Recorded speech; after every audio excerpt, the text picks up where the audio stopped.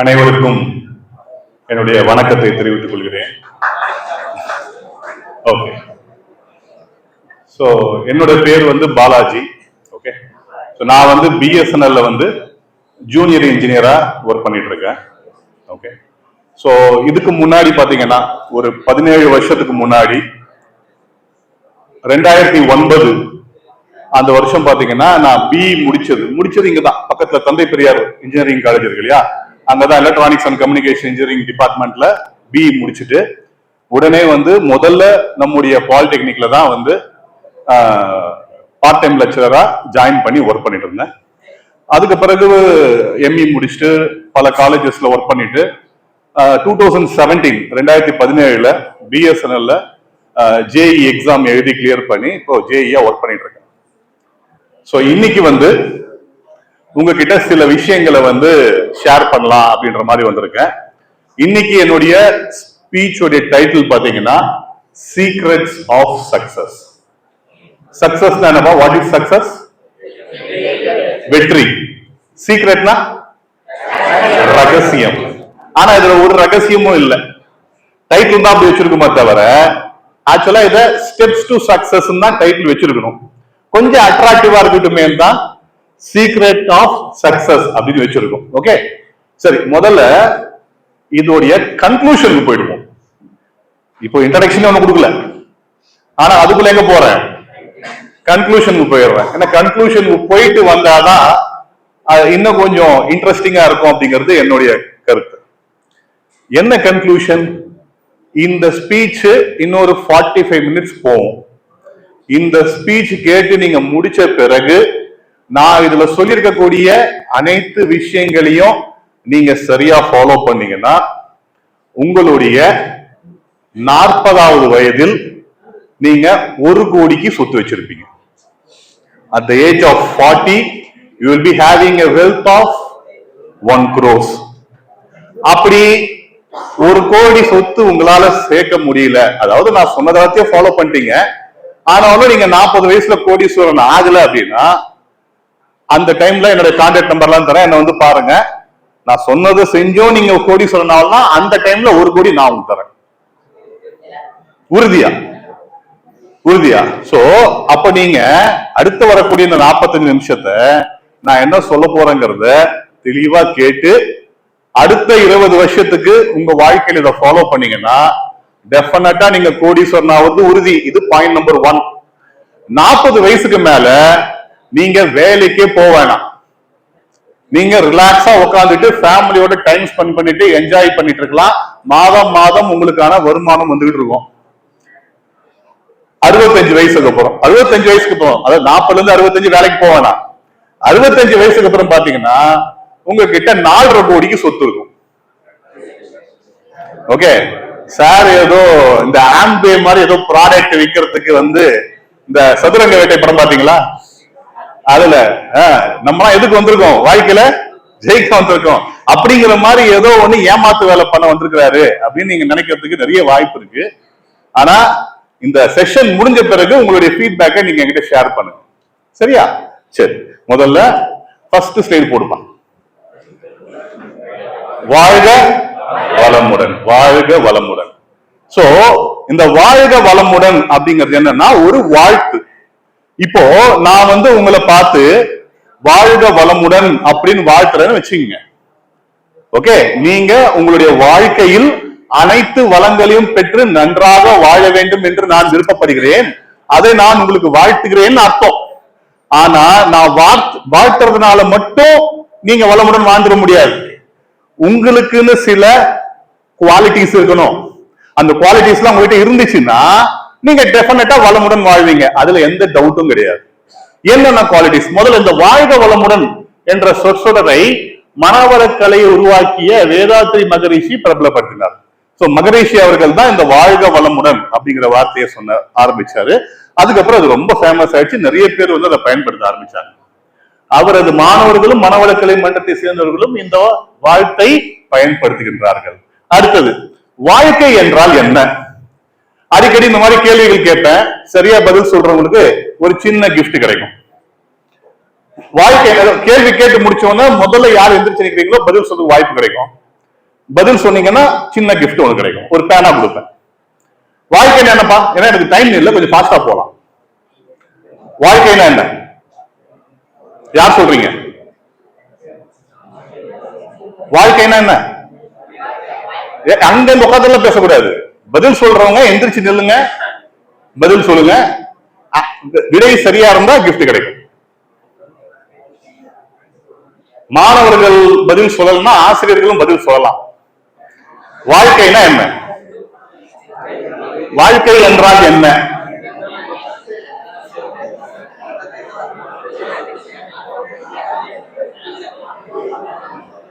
வாழ்க்கை பாப்பா சொல்லு. வா சென்று வா, வாடா.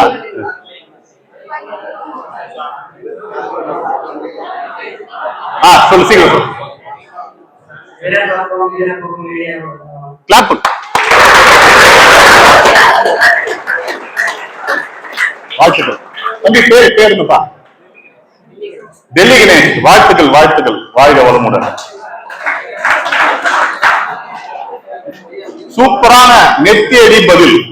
வாழ்க்கை என்பது பிறப்பிற்கும் இறப்பிற்கும் இடையே இருக்கக்கூடிய ஒரு டைம் பீரியட், ஒரு சின்ன டைம் பீரியட் தான். பிறப்புக்கும் இறப்புக்கும் இடையே டைம் பீரியட், இதுதான் வாழ்க்கை. அப்ப நீங்க பிறந்ததுல இருந்து இறக்க போகும், இறப்பு என்றது இயற்கை தானே, யாருமே இறக்காம இருக்க முடியாது இல்லையா? அந்த வரைக்கும் நீங்கள் அனைத்து வளத்துடனும் வாழ வேண்டும் என்று வாழ்த்துவதுதான் இந்த கூற்று. கடைசியில அடுத்த கேள்வி, வளம் என்றால் என்னதுக்கு பதில் அங்கே இருக்கு. என்ன கொடுத்திருக்காங்க வளமுக்கு? செல்வம், மகிழ்ச்சி, நிறைவு மற்றும் செழிப்பு.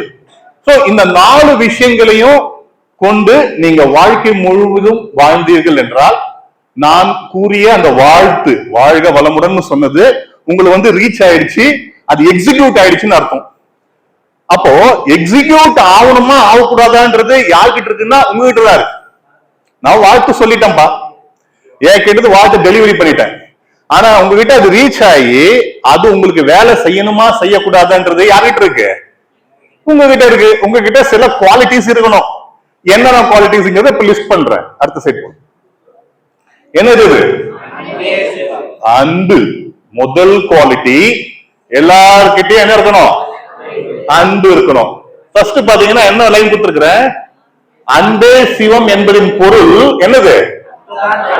அன்புதான் கடவுள்.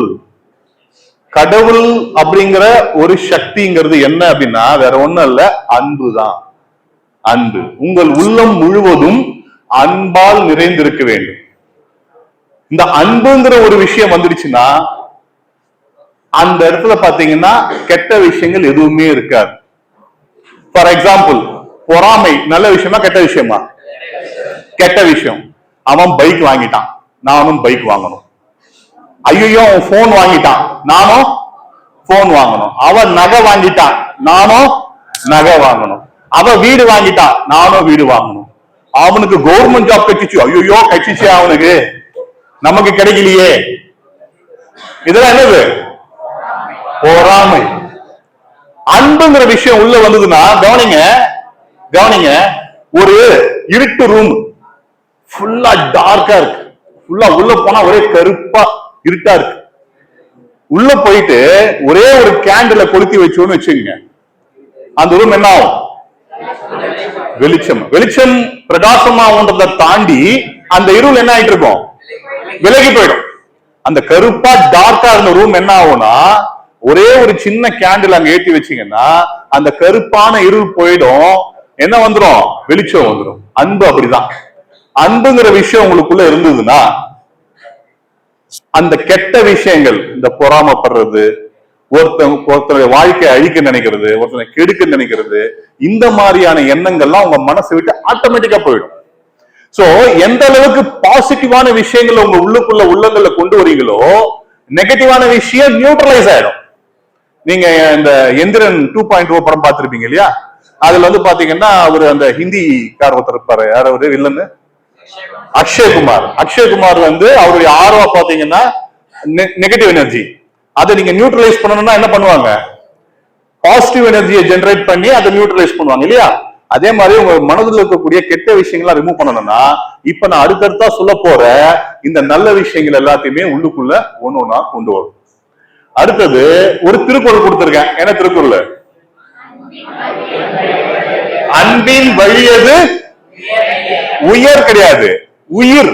என்னது? உயிர்நிலை. அப்துல்லாருக்கு ஆமா. இதுக்கு விளக்கம் சரியா சொன்னீங்கன்னா ஒரு கிஃப்ட் கிடைக்கும். யார் சொல்றீங்க? ஏப்பா அங்க உட்கார்ந்து பேசிட்டு இருக்க கூடாது. நீங்க பேசணும்னா இங்க வந்து பேசலாம், என்கிட்ட பேசலாம். தம்பி சத்தம் வரக்கூடாது, பேசுறதும் இங்க வாங்க. யாரு விளக்கம் சொல்றீங்க?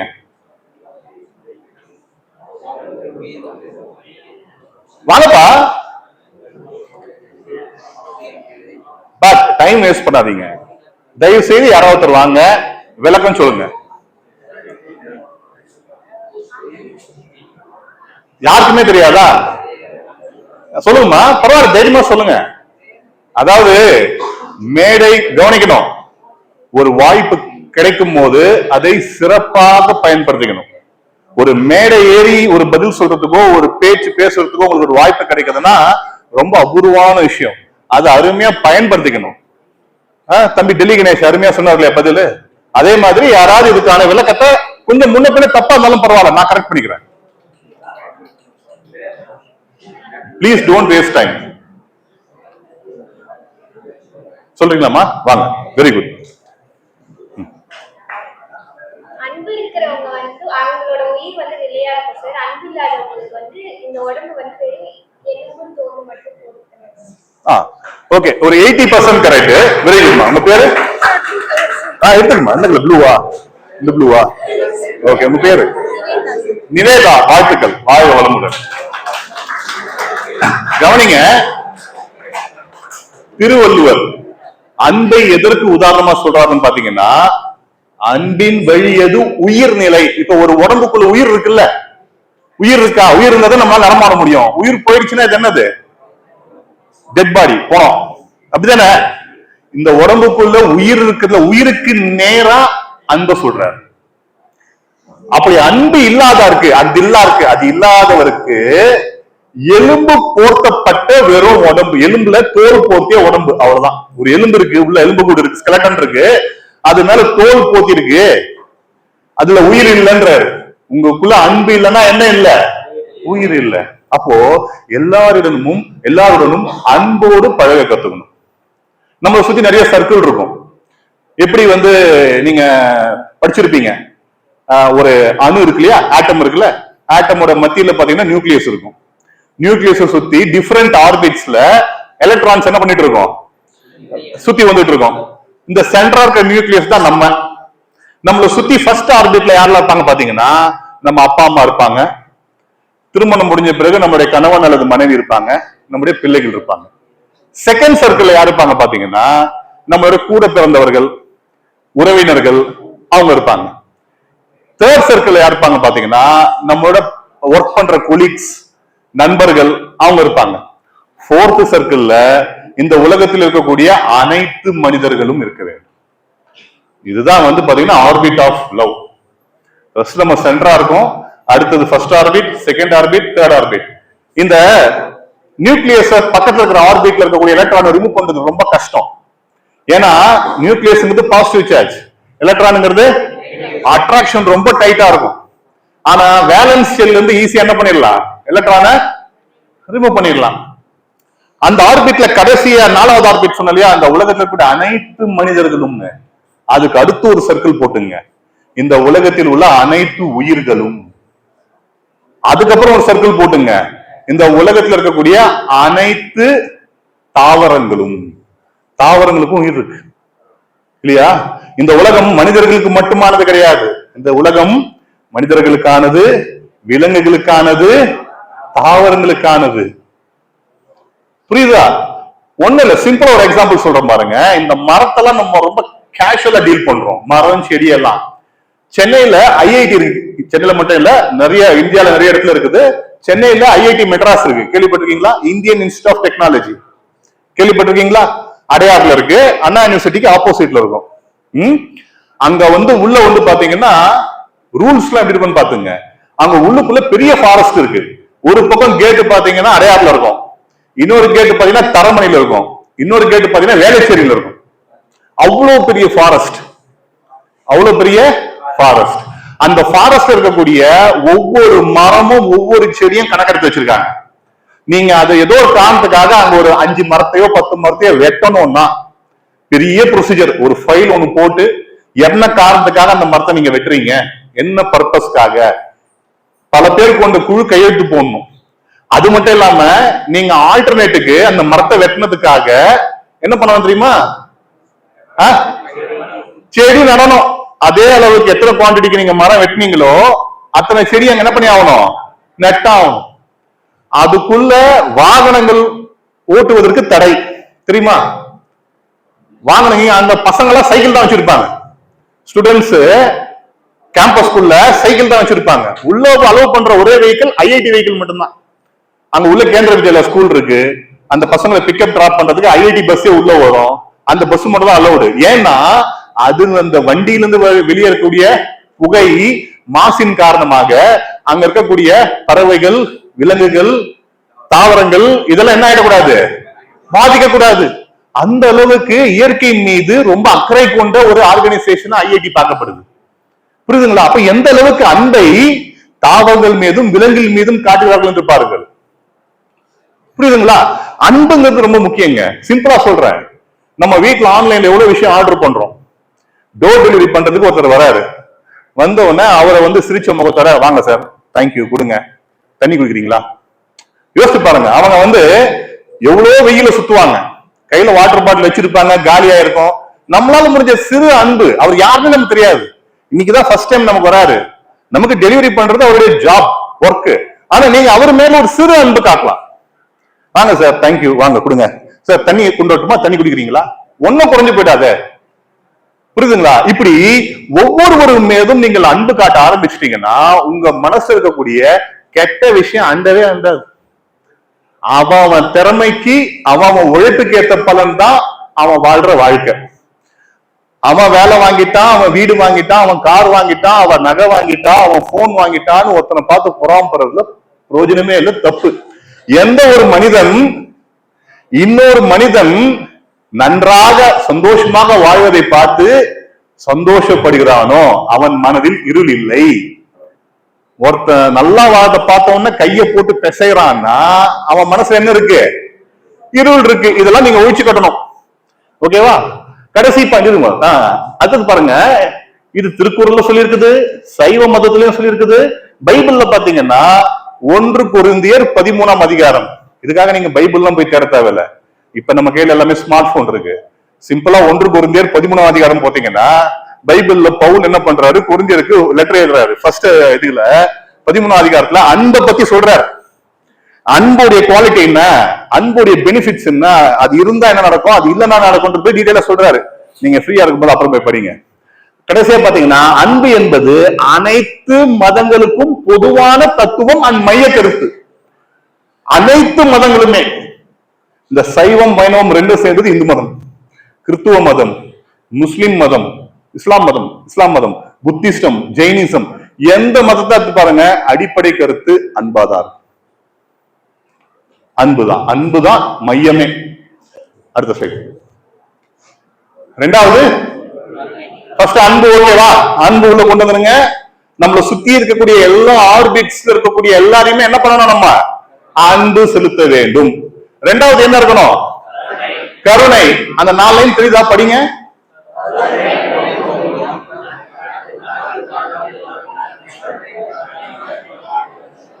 இதை எங்கேயாவது இந்த 4 லைன் இதுக்கு மாதிரி எங்கேயாவது கேள்விப்பட்டிருக்கீங்களா, இதை கேட்டிருக்கீங்களா, பார்த்திருக்கீங்களா? எங்கேயோ பார்த்த மாதிரி இருக்கு. கருணை பொங்கும் உள்ளம் அது கடவுள் வாழும் இல்லம், கருணை பொங்கும் உள்ளம் அது கடவுள் வாழும் இல்லம், கருணை மறந்தே வாழ்கின்றார் கடவுளை தேடி அலைகின்றார்.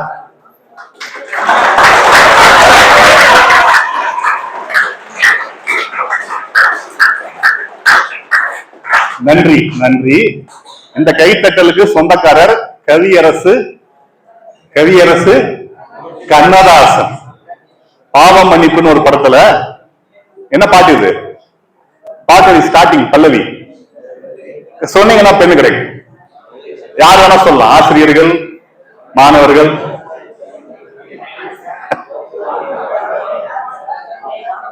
நீங்க பதில் சொன்னா அடுத்த ஸ்லைடு, இல்ல நான் போக மாட்டேன்.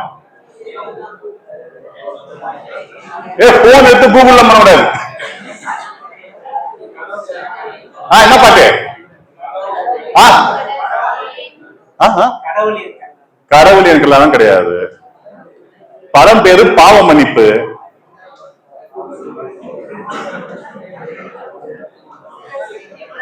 வெரி குட் மேடம், பெருசா கை தட்டி கொடுங்க.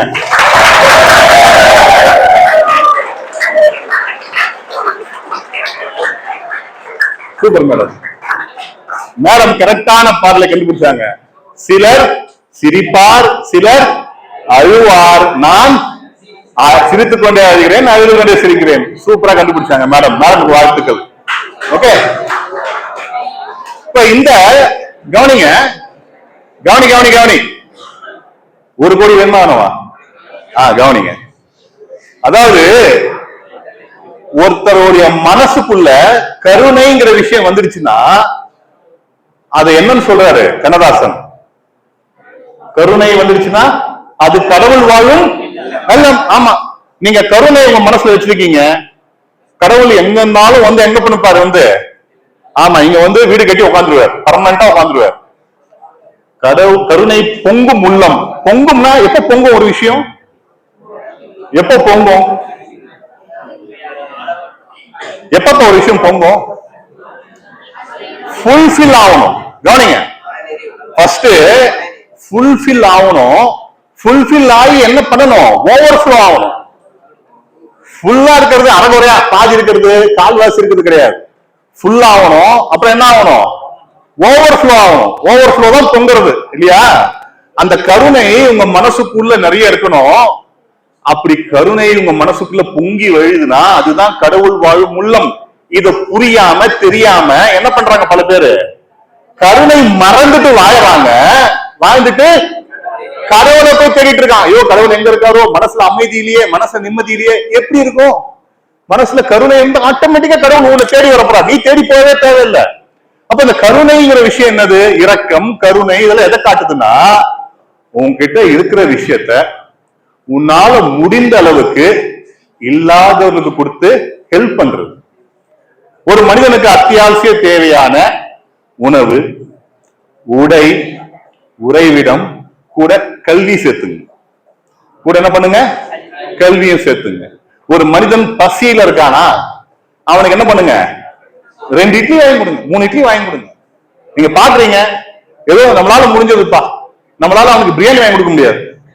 ஒரு 10 ரூபாய் 15 ரூபாய் செலவு பண்ணி 2 இட்லி வாங்கி தரலாம். சாப்பிடுப்பா, நல்லா இருப்பா, சந்தோஷம் தான். ஒரு பையன் படிக்கணும்னு ஆசைப்படுறான், ஆனா வீட்டுல போதுமான வசதி இல்லை. அவனுக்கு வந்து ஒரு நோட் வாங்கி தருது, ஒரு புக் வாங்கி தருது, 2 பேனா வாங்கி தருது. இந்த மாதிரி அவனுடைய எஜுகேஷனுக்கு சப்போர்ட் பண்ணலாம். லைக் நம்ம ராஜா சார் ரொம்ப வருஷமா பண்ணிட்டு இருக்காரு, எனக்கு நல்லா தெரியும்.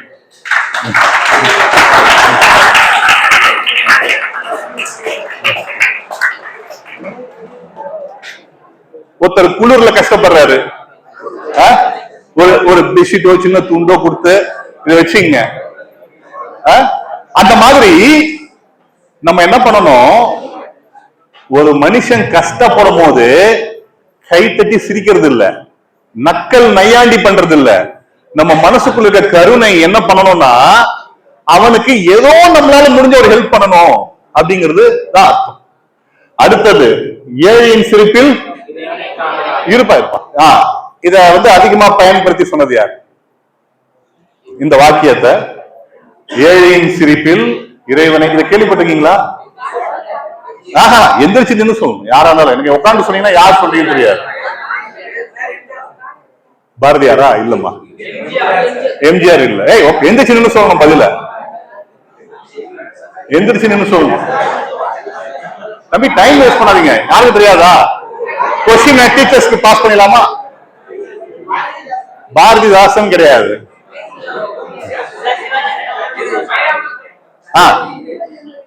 அறிஞர், பேரறிஞர் அண்ணா. Very good. கம்.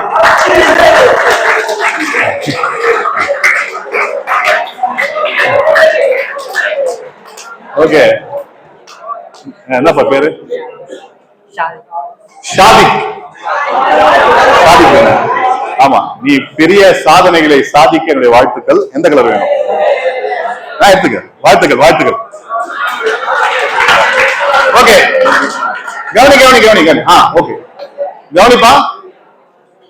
பேரறிஞர் அண்ணா, அறிஞர் அண்ணா இல்ல, பேரறிஞர் அண்ணா. அவர் சிம்பிளா ஒரே லைன்ல கருணையை பத்தி சொல்லிட்டு போயிட்டார். ஒரு லைன் இல்ல, அரை லைன். ஏழையின் சிரிப்பில். ஆமா, அப்ப நம்ம என்ன பண்ணுவோம்? நாளில இருந்து ஏழைகள் எங்க அதிகமா குடியிருக்காங்க பார்த்து அங்க போயிடுவோம். போயிட்டு ஸ்டேஜ் போட்டு ஸ்டாண்ட் அப் காமெடி பண்ணுவோம். என்ன பண்ணலாம்?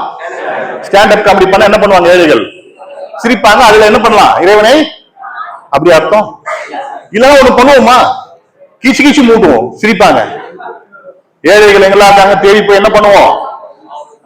அது அர்த்தம் இல்லை.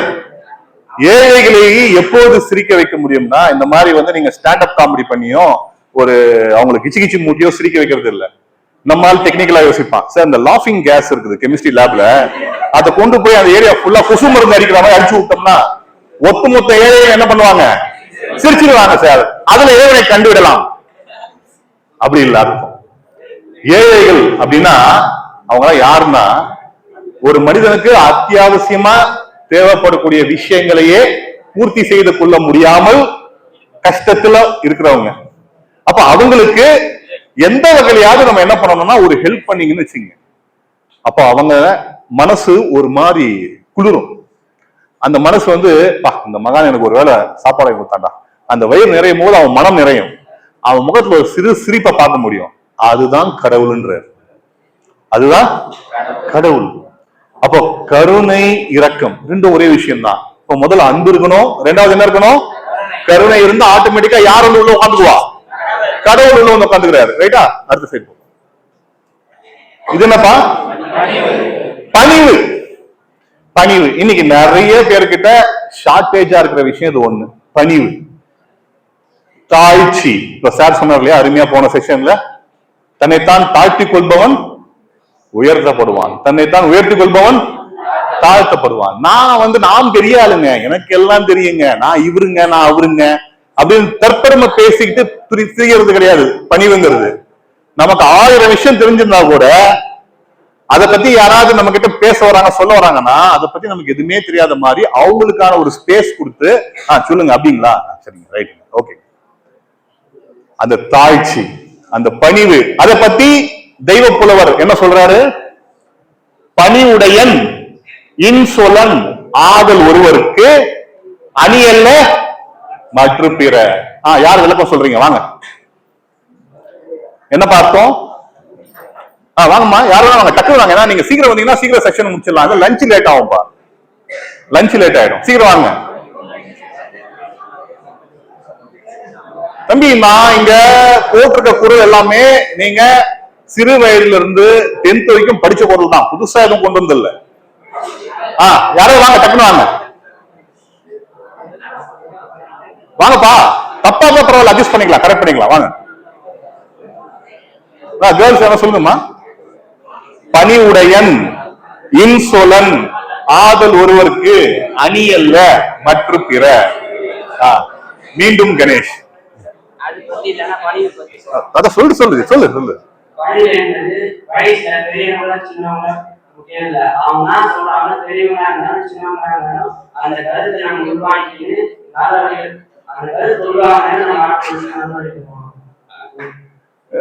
ஓகே, இது எக்ஸாக்ட் மீனிங் அது இல்ல, இருந்தாலும் தம்பிக்கு வாழ்த்துக்கள். ரைட்டா? ரைட், நானே சொல்லிடுறேன் ஆன்சரு. என்ன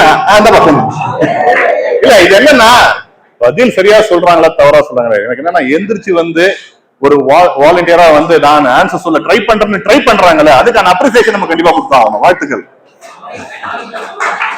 கவனி கவனி கவனி.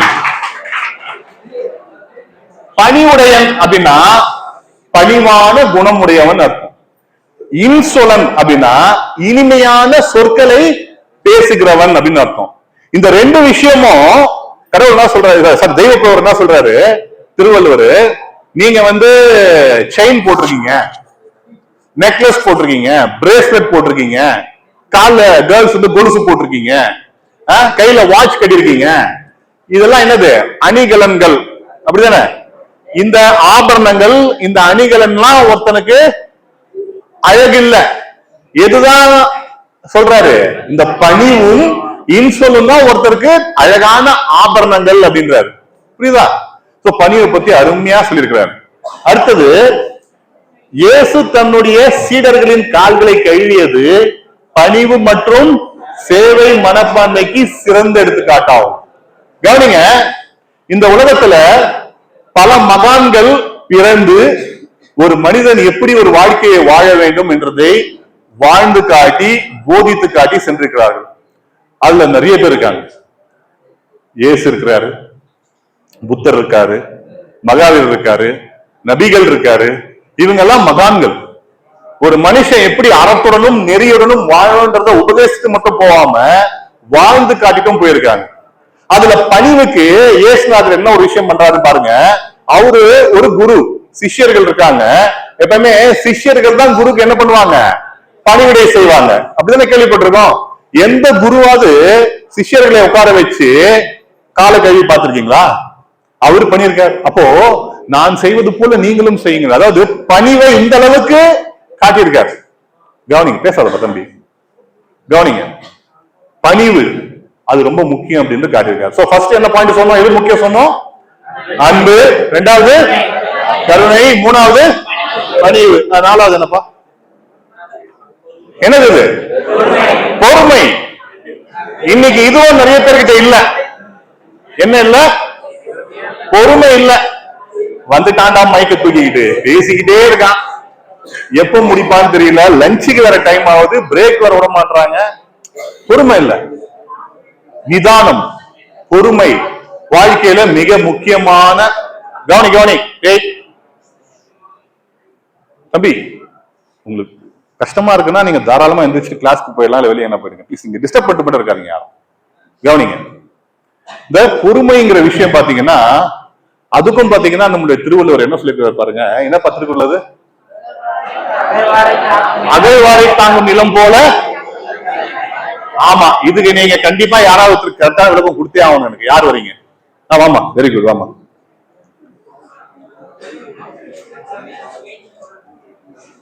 சார், நம்ம பூமி தாய் வந்து பூமி தாயை நம்ம எவ்வளவு சொன்னாலும் அந்த பூமி தாய் வந்து நம்ம தாங்கிட்டு இருக்கு. அது போல நம்மளுடைய எத்தனை பேர் எவ்வளவு சொன்னாலும் நம்ம வந்து பொறுமையா. வெரி குட்மா. உங்க பேரு?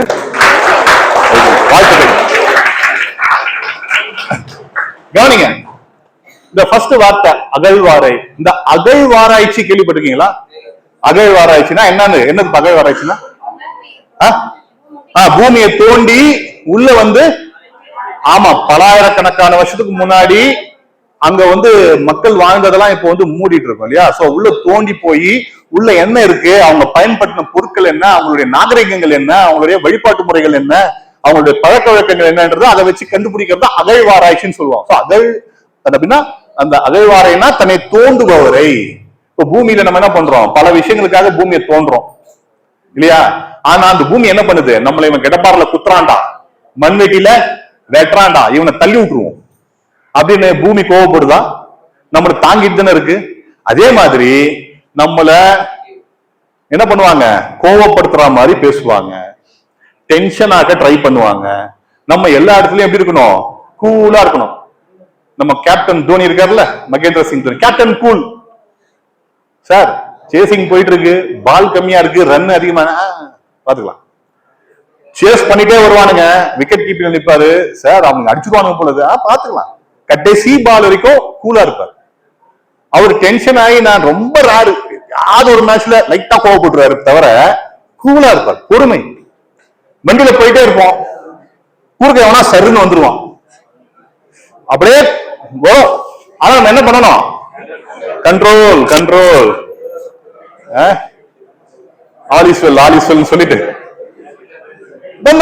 அவன்கிட்ட போய், ஏய் நீ ஏன்டா குறுக்க வந்த, நீ தாண்டா வந்த, நீ அவன், நீ பெரிய இவன் அப்படின்னு என்ன பண்ணக்கூடாது, சண்டைக்கு போக கூடாது. இந்த பொறுமை நிதானம் பல பிரச்சனைகளை உருவாக்காமல் தடுத்துவிடும். இப்ப உங்களை வந்து சில பேர் வந்து என்ன பண்ணலாம், உருவ கேலி பண்ணலாம். உருவ கேலி இப்ப என்ன வந்து டாய் கருப்பா, ஆமா நான் கருப்பன் தான், கருப்பா தான் இருக்கேன், நான் வெள்ளையாவா இருக்கேன், நீ உண்மையை தானே சொல்ற, சூப்பர்ரா சொல்லிட்டு போயிடு. உன்னை வெறுப்பேற்றுறவன் ஒரு வார்த்தையை போட்டு உன்னை டென்ஷன் ஆக பார்ப்பான். நீ டென்ஷன் ஆகி அவன் ஜெயிச்சிட்டான். Success, task completed. அவனை டென்ஷன் ஆகி பார்க்க நினைச்சேன், டென்ஷன் ஆயிட்டான், கோவப்பட்டான். இப்ப நீ வந்து ஆமாடா நான் கருப்பா தான் இருக்கேன், தைக்குடா கருப்பன் தானே நான், போயிடு. டேய் என்ன பார்த்து, டேய் குண்டா தடியா, ஆமாடா 115 கிலோ வெயிட் இருக்கேன் நான் தடியன் தான் குண்டன் தான், கரெக்டா, போயிடு. உன்னை பத்தி ஒருத்தன் இருக்கிறத பேசினானா அது உண்மையா இருக்கிற பட்சத்துல ஆமாடான்னு ஸ்கிப் பண்ணிட்டு போயிடு. இப்ப என்ன பார்த்து ஒருத்தன் டேய் முட்டாள் அறிவு கெட்டவனே, அவன் சொல்லுது போய், எனக்கு அறிவு இருக்குன்றது நல்லா தெரியும், நான் முட்டாள் இல்ல, படிச்சு 2 டிகிரி வாங்கியிருக்கேன், கவர்மெண்ட் ஜாப் வாங்கியிருக்கேன், இதுக்கு நான் கோவப்படணும்? அவன் இல்லாத ஒரு விஷயத்த சொல்றான்பா, அவன் ஒரு விஷயத்த பொய்யா சொல்றான், அவன் சொல்ற விஷயம் கிடையவே கிடையாதுன்றது எனக்கு நல்லா தெரியும், அதுக்கு அவங்கள போய் கோவப்பட்டுக்கிட்டு. அப்ப ஒருத்தன் உன்னை டென்ஷன் ஆக நினைச்சு உண்மையை சொன்னாலும் கோவப்படாத, ஆமாண்டு போயிடு, சிரிச்சுட்டு போயிடு, பொய் சொன்னாலும் போயிடு. பல பிரச்சனைகளை தடுத்து விடலாம், பிரச்சனையே வராது வாழ்க்கையில. இப்ப நம்ம வண்டியில போயிட்டு இருக்கோம்பா, ஒரு எருமாடு வழி விடாம வந்து போகுது, உடனே நீ என்ன பண்ணுவ, ஜல்லிக்கட்டு காலை அடக்கிற மாதிரி போயிட்டு அந்த எருமாட்டு சண்டைக்கு போவியா? போவீங்க, யாரும் போவீங்களாப்பா? போக மாட்டோம்ல. அதுக்கு அறிவு அவ்வளவுதான், வழி விடாம போகுது, இதுக்கு பேர் அதுக்கு போய் சண்டைக்கு போய்கிட்டு. அந்த பொறுமையும் நிதானமும் ஒரு பெரிய ஒரு அருமையான ஒரு விஷயம், பல பிரச்சனைகளை தடுத்து விடும். ரைட்டா? அடுத்தது என்ன சொல்லிருக்காங்க, பொறுமை கடலிலும் பெரியது என்பது பொறுமையின் மகத்துவத்தை பறைசாற்றும் ஒரு பழமொழி. கவனிங்க, என்ன சார் கடலுங்கிறது என்ன பொறுத்த வரைக்கும் ஒரு சின்ன விஷயம். ஏன்னா கடலை தாண்டி பெருசு இந்த உலகம், இந்த உலகத்தோட பெருசு சூரியன், சூரியனோட பெருசு இந்த சோலார் சிஸ்டம் டோட்டலா இருக்கு. இந்த சோலார் சிஸ்டத்தோட பெருசு பாத்தீங்கன்னா இந்த மில்கி வே கேலக்சி. இந்த மில்கி வே கேலக்சிங்கிறது ஜஸ்ட் ஒரு ஒண்ணுமே இல்லாதது இந்த அண்ட சராசரத்துல. பொறுமையை போய் என்ன சின்ன கடலோட கம்பேர் பண்ணிருக்காங்க. அந்த காலத்துல இந்த பழமொழி சொல்லும் போது அவங்க பார்த்த ஒரு பெரிய விஷயம் கடல் தான். மலையை பார்த்தாங்க, சூரியனை பார்த்தாங்க, சூரியன் துணுண்டு ரூபாய் காயின் மாதிரி இருக்கு. அப்புறம் நிலத்தை பார்த்தாங்க, நிலம் இவ்வளவுதான் இருக்கு, இருக்கிறதே பெருசா சொல்ற கடல் தான். நடுக்கடல்ல போயிட்டா எந்த பக்கம் வழினே தெரியாது, அவ்வளவு பெருசா கடல். அப்போ அந்த பழமொழி சொல்லும் போது கடல் தான் அவங்களுக்கு இதுவே பெரிய விஷயமா தெரிஞ்சது, அதனால கடலோட போட்டாங்க. ஒருவேளை இப்ப அந்த பழமொழியை எழுத நினைச்சிருந்தா பொறுமை அண்ட சராசரத்தினும் பெரியதுன்னு சொல்லியிருப்பாங்க இன்னைக்கு.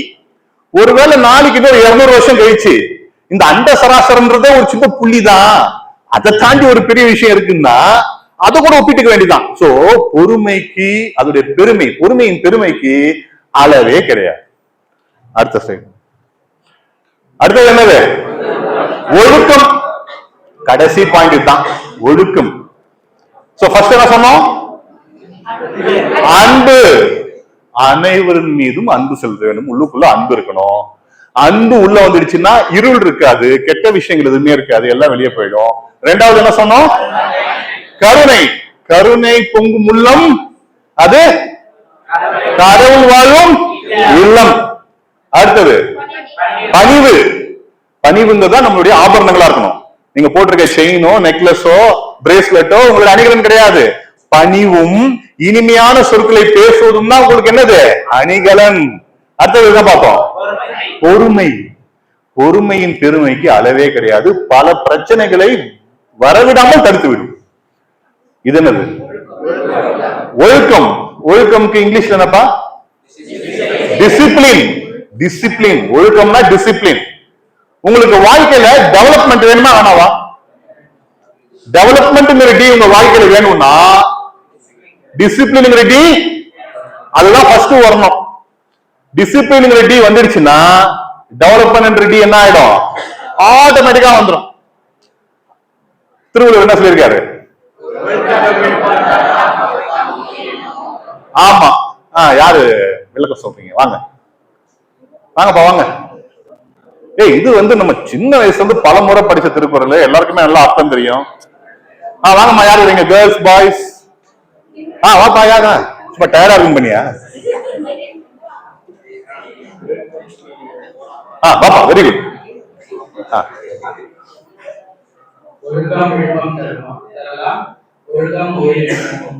அத்தம்பா, அது தெரியும், என்ன அர்த்தம் கேட்டேன்.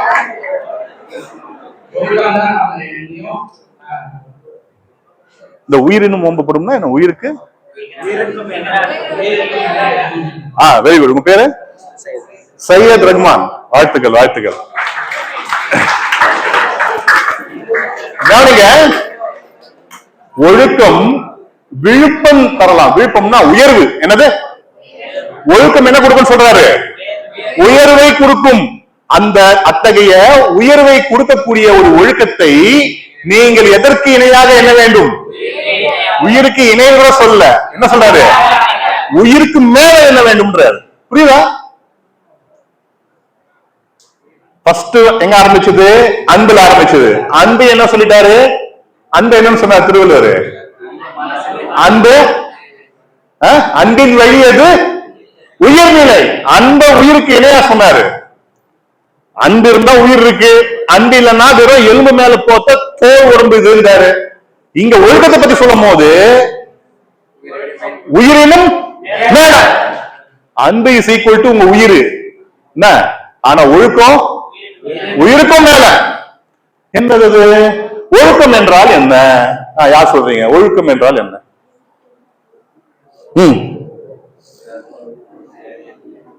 ஒழுக்கம் என்றால் என்ன? யார் சொல்றீங்க? வாமா, பேருமா? பிரியதர்ஷி. ஓகே, கரெக்டான பாதையில போகுது. பிரியதர்ஷினி, வாழ்த்துக்கள். எடுத்துக்கமா, என்ன கலர் வேணுமோ எடுத்துக்கோ. ஆனா எழுதுறதெல்லாம் ப்ளூல தான் எழுதும். வெறும் அவுட்டர் பாடி தான் கலரு, எல்லாம் ப்ளூ பென் தான். கவனிங்க, அதாவது ஒழுக்கம்னா என்ன தெரியுமா? Following the rules and regulations. இதுதான் ஒழுக்கம். Following the rules and regulations. இந்த ரூல்ஸ் அண்ட் ரெகுலேஷன்ஸ்ங்கிறது என்னன்னு பாத்தீங்கன்னா, ஒரு மனிதன் திரும்ப அந்த ஒழுக்கத்துல போய் முடியும். ஒழுக்கமாக வாழ்வதற்கான வழிமுறைகள். அப்போ ஒழுக்கம்ன்றது following the rules and regulations. என்ன ரூல்ஸ் அண்ட் ரெகுலேஷன்ஸ்? இப்போ அனைத்து விதிகள் மற்றும் ஒழுங்குமுறைகளை பின்பற்றுவது. எங்கெல்லாம்? எல்லா இடத்துலயும், இங்க அங்கன்னு கிடையாது. ஃபர்ஸ்ட் தனி மனித ஒழுக்கம். தனி மனித ஒழுக்கம் ஃபர்ஸ்ட். தனி மனித ஒழுக்கம் காலையில 4 to 4:30 மணிக்குள்ள எந்திரிக்கிறது. First discipline. தனி மனித ஒழுக்கம்ல ஃபர்ஸ்ட் வரக்கூடிய விஷயம் பிரம்ம முகூர்த்தம்னு சொல்லுவாங்க. காலையில பிரம்ம முகூர்த்தம் 4 to 4:30க்குள்ள எந்திரிக்கிறது. அடுத்தது நம்மளுடைய காலை கடன்களை முடிப்பது. ஓகேவா? மனித கழிவுகளை வெளியேற்றுவது, பல் துலக்குவது, முகம் கழுவுவது, குளிப்பது, இதெல்லாம் நம்முடைய காலை கடன். அதை நிறைவேற்றுவது. அடுத்தது இந்த உடல் இருக்கு இல்லையா? இந்த உடல், நீங்க இந்த உலகத்துல 65 வருஷம், 70 வருஷம், 80 வருஷம், 100 வருஷம் வாழணும்னா என்ன வேணும்?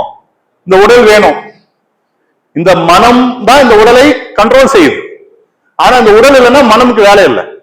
அப்ப இந்த உடலுக்கான உடற்பயிற்சியை செய்யணும். ஒரு அரை மணி நேரத்துல இருந்து 1 மணி நேரம் வரை உடற்பயிற்சி. பிசிக்கல், கையை கால் நீட்டி. என்ன சார் பல்கா இருக்காரு, எக்ஸசைஸ பத்தி எல்லாம் பேசுறாரு, இவரு பண்றாரா? டவுட் வருதா? வரணும். எதோடு வராம இருக்கணும்? வரணும். நான் தினமும் காலையில் பிரம்ம முகூர்த்தத்தில் எந்திரிக்கிறேன். 4:30 மணிக்கு முன்னாடி எந்திரிச்சிடுவேன் டெய்லி. ரைட்டா? டெய்லி காலையில எந்திரிச்சு பிசிக்கல் ஒர்க் அவுட் பண்ணுவேன். எத்தனை நாளா சார்? இப்பதான் ஒரு 6 மாசம். அதுக்கு முன்னாடி கிடையாது. ஏன்னா சில விஷயங்கள் நமக்கு ரொம்ப தாமதமா தான் புரிய வருது. என்னுடைய உடல் பாத்தீங்கன்னா, இப்ப சார் ரொம்ப பல்கா இருக்காரு அப்படின்னு நினைப்பீங்க. 136 கிலோ இருந்தேன் நான். 136. இப்ப நான் இருக்கிறது 114 கிலோ. 114 கிலோ. கிட்டத்தட்ட இந்த 5 மாதத்துல பாத்தீங்கன்னா ஒரு 22 கிலோ குறைச்சிருக்கேன். ஓகே, என்னுடைய டார்கெட் 90. அடுத்த ஒரு 6 மாதத்துக்குள்ள 90 கிலோ வந்துடணும். ஏன்னா வெயிட் அதிகமாக அதிகமாக உங்க உடம்புக்குள்ள பல பிரச்சனைகள் வரும். இப்ப நீங்க எல்லாமே வந்து ரொம்ப எங்கேஜ்ல இருக்கீங்க. இப்ப எதுவுமே தெரியாது, இப்ப எதுவுமே ஆகாது. நீங்க என்ன சாப்பிட்டாலும் அதுக்கான பிசிக்கல் ஆக்டிவிட்டி நீங்க பண்ணிடுறீங்க. So no problem. பட் என்ன மாதிரி நீங்க ஜஸ்ட் காலையில எந்திரிச்சிட்டு எந்த பிசிக்கல் ஆக்டிவிட்டியும் பண்ணாம காலையில ஆபீஸ்ல போயிட்டு உட்காந்துட்டு வேலை பார்த்துட்டு போறதுக்கு பைக்கு, வரத்துக்கு பைக்கு, சைக்கிளிங் பண்றது இல்ல, வாக்கிங் பண்றது இல்ல, இந்த மாதிரி பண்ணும்போது உங்க உடம்புக்குள்ள நீங்க எடுத்துக்கிற எக்ஸஸ் கலோரிஸ் ஃபேட்டா போய் டெபாசிட் ஆயிடும். ஃபேட் அதிகமாக அதிகமாக வெயிட் இன்க்ரீஸ் ஆகும். வெயிட் இன்க்ரீஸ் ஆகும் பிபி வரும், சுகர் வரும், ஃபேட்டி லிவர் ஆகும், ஹார்ட் ப்ராப்ளம் வரும், லங்ஸ் ப்ராப்ளம் வரும், நைட்ல கொரட்டை வரும், சோர்வாவே இருப்பீங்க, ஆக்டிவ் இருக்காது. இதெல்லாம் இன்னைக்கு நான் சொல்றேன் அப்படின்னா கடந்த 6 மாதமா ரெகுலரா இதை நான் ஃபாலோ பண்றதுனால அதை சொல்லக்கூடிய தகுதி எனக்கு இருக்கு. நான் பண்ணலன்னா பண்ண முடியாது, சொல்ல முடியாது இல்லையா?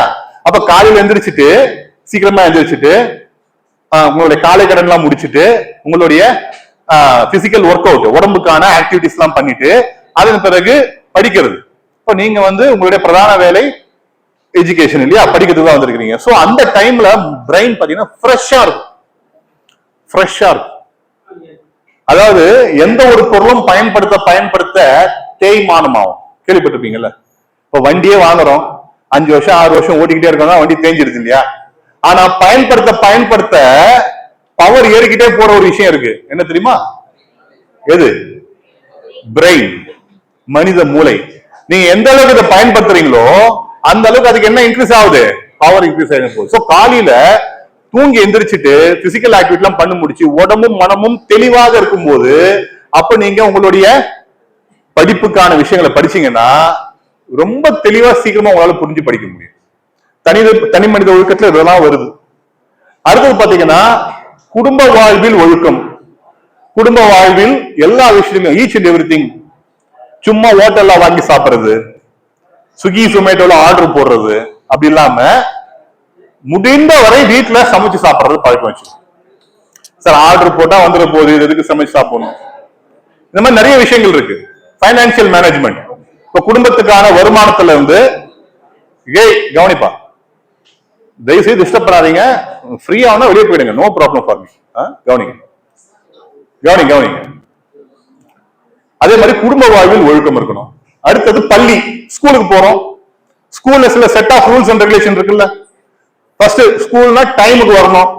காலை 8:50க்கு பெல்லுன்னா 8:45க்குள்ள உள்ள இருக்கணும். அது ஒரு டிசிப்ளின். நீட்டா யூனிஃபார்ம் போட்டு வரணும், டக்கின் பண்ணணும், டை கட்டணும், ஐடி கார்டு போடணும், ஷூ போடணும், அது ஒரு டிசிப்ளின். புரியுதுங்களா? அடுத்தது காலேஜ். காலேஜ்லயும் you have to follow the rules and regulations. அடுத்தது அலுவலகம், ஸ்கூல். நீங்க ஒரு ஆபீஸ்ல ஒர்க் பண்றீங்க, அந்த ஆபீஸ்ல சில ரூல்ஸ் அண்ட் ரெகுலேஷன்ஸ் இருக்கும். நீங்க அதுக்கு அடிபணிந்து போய் ஆகணும், அதை ஃபாலோ பண்ணி ஆகணும். மற்றும் சமூக வாழ்க்கை, இது ரொம்ப முக்கியம். நீங்க எங்கெல்லாம் போறீங்களோ அங்கெல்லாம் ஒரு சில set of rules and regulation இருக்கும். சமூக வாழ்க்கையிலும் பாத்தீங்கன்னா நிறைய ரூல்ஸ் அண்ட் ரெகுலேஷன்ஸ் இருக்கும். இந்த ரூல்ஸ் அண்ட் ரெகுலேஷன் ஃபேஸ் பண்றது அரசாங்கம். இப்ப அரசாங்கம் பாத்தீங்கன்னா சிம்பிளா ஒரு எக்ஸாம்பிள் சொல்றேன். இப்ப இந்த குப்பையெல்லாம் வந்து குப்பை தொட்டி வச்சு குப்பையை கொடுக்க ரோட்ல போற பழக்கம் கிடையாது. பெரும்பாலும் வேலூர் மாநகராட்சியில் அதெல்லாம் ரிமூவ் பண்ணிட்டாங்க. காலையில தெரு ஃபுல்லா குப்பை வண்டி வரும்.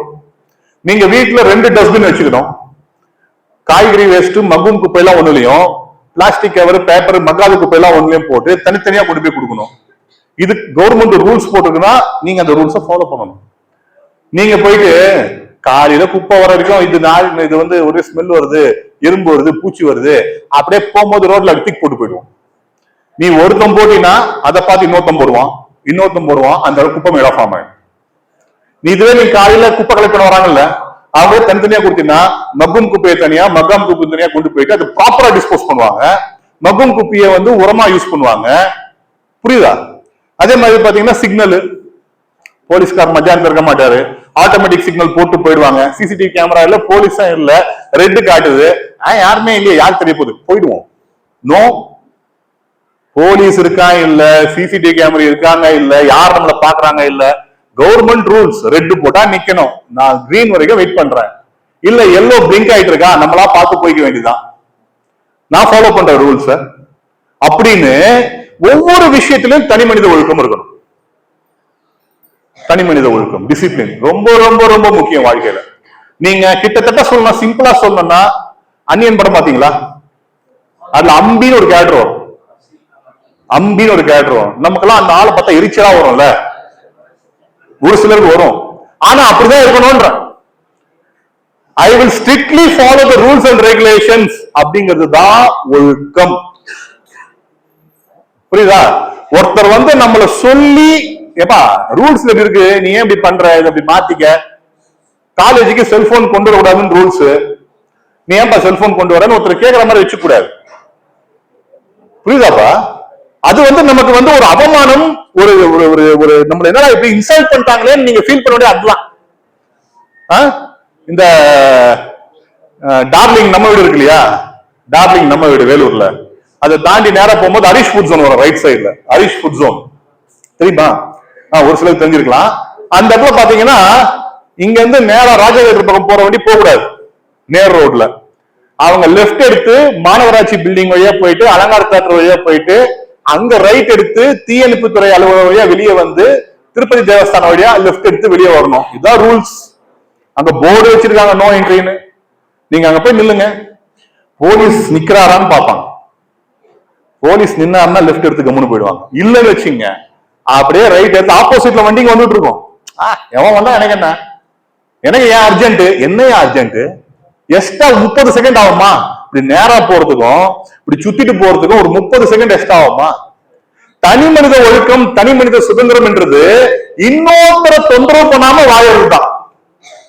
நீ வாழ்க்கை வாழு, ஆப்போசிட்ல டிஸ்டர்பன்ஸ் ஆகும்ல. வயசானவங்க லேடிஸ் வராங்க, நீ ஆப்போசிட்ல தடுமாறுவாங்களா மாட்டாங்களா? நான் சொல்ல புரியுதாப்பா?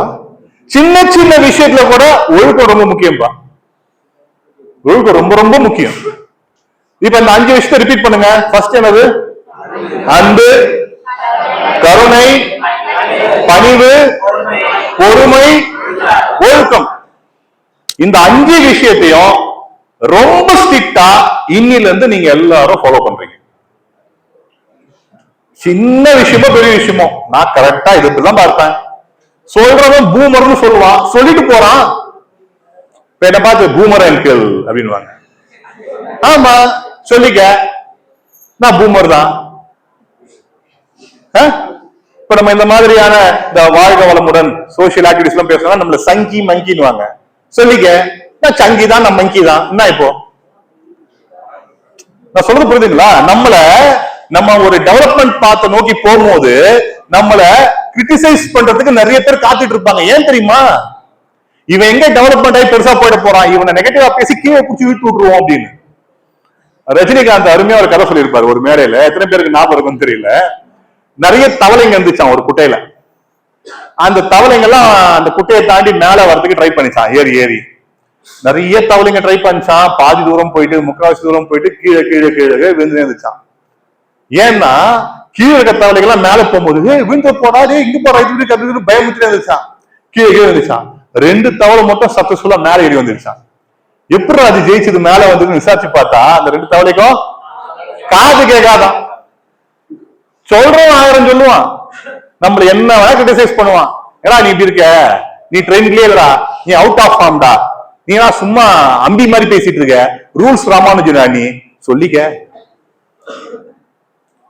நான் இப்படிதான் இருப்பேன் அப்படின்னு. இந்த 5 விஷயத்தையும் உறுதியா உங்க மனசுல ஏத்திங்க. இதை ஸ்ட்ரிக்டா ஃபாலோ பண்ணுங்க. இது ஃபர்ஸ்ட் செக்மெண்ட். எதெல்லாம் உள்ள கொண்டு வரணுங்கிறது இந்த 5 விஷயம். ஓகே, அடுத்த ஸ்லைட் கொடுங்க. இப்ப தடைகள். இப்ப நீங்க இந்த 5 விஷயத்தை உள்ள கொண்டு வந்த பிறகு உங்க வாழ்க்கை டெவலப்மெண்ட் நோக்கி போக ஆரம்பிச்சிடும். என்ன ஆகும்? ஆமா, இதெல்லாம் வந்த உடனே டெவலப்மெண்ட் growth வர ஆரம்பிச்சிடும். ஆனா இதுக்கு என்ன பண்ணுவோம்? சில தடைகள் வரும். அதுல முதலாவது இருக்க மிக முக்கியமான தடை செல்போன். செல்போன். நீங்க வந்து நாடுகளுக்கிடையே போர் வந்து பார்த்திருப்பீங்க, போர் பார்த்திருக்கீங்க. இந்தியா பாகிஸ்தான் போர் பார்த்திருப்பீங்க, இந்தியா சைனா போர் பார்த்திருப்பீங்க, பாலஸ்தீன் இஸ்ரேல் போர் பார்த்திருப்பீங்க, ரஷ்யா உக்ரைன் போர் பார்த்திருப்பீங்க. ஆமா, வேர்ல்டு வார்லாம் ரொம்ப பழசு. இப்பெல்லாம் வேர்ல்டு வார் தான் வேர்ல்டே இருக்காது. ஏன்னா எல்லாருக்கிட்ட அணு ஆயுதம் இருக்கு, காலி ஆயிடும். கவனிங்க, இது வந்து டைரக்டா நாடு அடிச்சுக்கிறது. இன்னொன்னு பாத்தீங்கன்னா இந்த 7ஆம் அறிவு படம் பாத்தீங்கல்ல, பயோவார். பயோவாருங்கிறது ஆமா உங்க நாடை டெவலப் பண்ண விடாம பண்றதுக்கு சில கிருமிகள் தூக்கி உள்ள போட்டுறது. அந்த கிருமிகள் மூலியமா நீங்க நோய் வந்து கஷ்டப்பட்டு பொருளாதார இழப்பு ஏற்பட்டு கஷ்டப்பட்டு உங்க நாட்டை அழிக்கிறது. இது பேரு பயோவார். இன்னொன்னு டிஜிட்டல் வார் ஒன்று இருக்கு. ஆமா, டிஜிட்டல் டெக்னாலஜி யூஸ் பண்ணி, டிஜிட்டலை யூஸ் பண்ணி நீங்களாம் இந்த நாட்டுடைய இளைஞர்களுடைய சக்தி என்ன அப்படிங்கறத தெரிஞ்சுக்கணும்னா நீங்க விவேகானந்தர் சொன்ன பொன்மொழிகளை படிச்சு பார்க்கணும். விவேகானந்தர் என்ன சொன்னாரு? விவேகானந்தர் என்னப்பா சொன்னாரு இளைஞர்களை பத்தி? அவர் நிறைய சொல்லியிருப்பாரு சார், நீங்க எதை கேக்குறீங்க? 100 சொல்லுமா, வாங்க வாங்க சென்று வாங்க, வாங்க.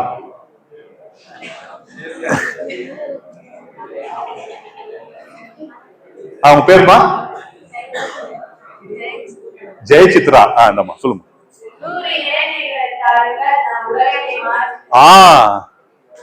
கை தருங்க. என்ன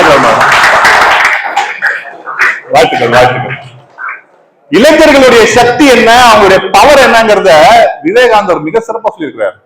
இளைஞர்களுடைய சக்தியை வச்சு இந்த உலகத்தையே மாத்தலாம், இந்த நாடை மாத்தலாம், ஒரு தெருவை மாத்தலாம், ஒரு ஊரை மாத்தலாம், எதை வேணாலும் டெவலப்மெண்ட் பண்ணி கொண்டு போயிடலாம். ஆனா நம்ம நாடு டெவலப்மெண்ட் ஆகக்கூடாதுன்னு நினைக்கிற சில அந்நிய நாடுகள் யாரை டார்கெட் பண்றாங்க? இளைஞர்களை டார்கெட் பண்ணு. அவங்களுக்கு பிடிச்ச விஷயங்களை கையில கொண்டு போய் கொடுத்துடு. அதை தாண்டி அவங்க வெளியே வரவே கூடாது. டிக்டாக், இன்ஸ்டாகிராம், பேஸ்புக், யூடியூப், இன்னும் என்னென்னமோ ஆன்லைன் ஷாப்பிங், இந்த மாதிரி ஒரு செல்ஃபி ஸ்டிக் வச்சுக்கிட்டு நான் கூட வந்தோடனே பசங்க இருந்தாலும் செல்ஃபி ஸ்டிக் எடுத்துட்டான், போனை வச்சா இன்ஸ்டாகிராம்ல போடுவானோ, ஏதோ டிக்டாக் பண்ண போறோம், ரீல்ஸ் பண்ண போறோம் போல இருக்குன்னு நினைச்சிட்டு இருப்பீங்க. ரைட்டா? அப்படியே நினைச்சீங்கல்ல? ரைட். எனக்கு இன்ஸ்டாகிராம் ஐடி கிடையாது, பேஸ்புக் ஐடியை நான் யூஸ் பண்ணி கிட்டத்தட்ட 10 வருஷத்துக்கு மேல ஆயிடுச்சு. என்னுடைய பொன்னான நேரத்தை கொள்ளுகின்ற எந்த ஒரு பொழுதுபோக்கையும் நான் பயன்படுத்துவதில்லை. இப்ப நீங்க என்ன பண்றீங்க? இன்ஸ்டா தான், இன்ஸ்டாகிராம் தான். இப்போ அதுக்கு மாதிரி டிக்டாக், அதுல இப்ப ரீல்ஸ் வந்துருச்சு, அதுல ரீல்ஸ் போடலாம், அதுல ஃப்ரெண்ட்ஸ் கூட கான்டாக்ட்லயே இருக்கலாம். போன் எடுத்தீங்கன்னா கிட்டத்தட்ட 2, 3, 4 மணி நேரம் 10 மணி நேரம் டைம் போறதே தெரியல. அப்ப என்ன பண்றாங்க?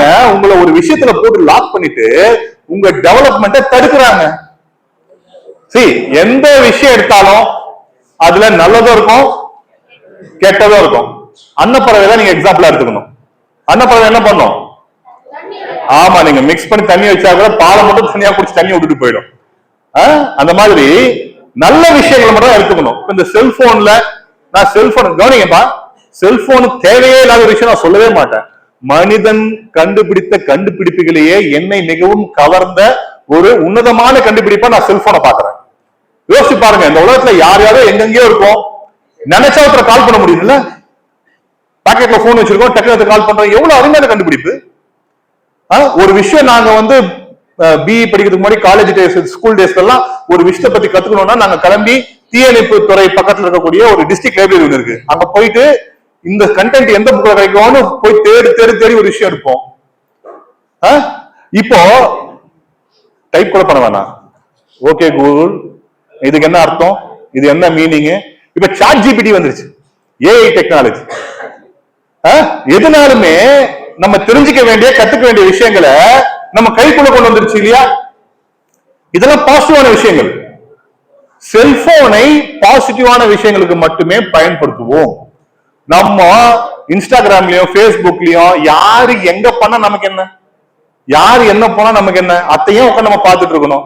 நீங்க யூடியூப்ல மணிக்கணக்கா உட்காந்து பாக்குற வீடியோ அவனுக்கு வருமானத்தை கொடுக்குது, உங்க டைம்ல வீணடிக்குது, உங்க டெவலப்மெண்ட் தடுக்குது. அதையும் புரிஞ்சுக்க மாட்டீங்க. அதனால அந்த 5 விஷயங்கள் உள்ள கொண்டு வரீங்கல்ல, வெளியே அனுப்ப வேண்டிய விஷயம் செல்போனை நல்ல விஷயங்களுக்கு மட்டுமே பயன்படுத்துவது, நம்மளுடைய பொன்னான நேரத்தை வீண் செய்கிற எந்த விஷயத்துக்காகவும் பயன்படுத்தக்கூடாது என்ற உறுதிமொழி எடுத்துக்கணும். அடுத்த side smoking and drinking, smoking and drinking, இதுவும் கவனிங்க, இதுவும் உங்களுடைய டெவலப்மெண்ட்டை தடுத்து கெடுத்து உங்கள் வாழ்க்கையை ஒட்டுமொத்தமாக அழிக்கக்கூடிய மிக முக்கியமான ஒரு விஷயம்.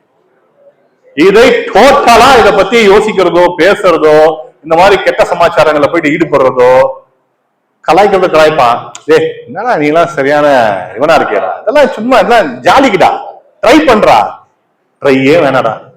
நீ என்ன அம்பின்னு சொல்லு, அண்ணியன்னு சொல்லு, பூமர்னு சொல்லு, நான் இப்படியே இருந்துக்கிறேன்டா. புரியுதா? இந்த விஷயத்த நீங்க ஸ்ட்ரிக்டா அவாய்ட் பண்ணணும்.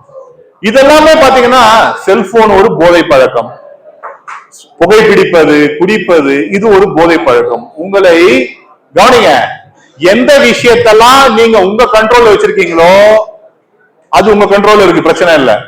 எதோடைய விஷயத்துக்கெல்லாம் நீங்க அதோட கண்ட்ரோலுக்கு போயிடுறீங்களோ அது உங்களை ஆட்டி படைக்க ஆரம்பிச்சுன்னு அர்த்தம்.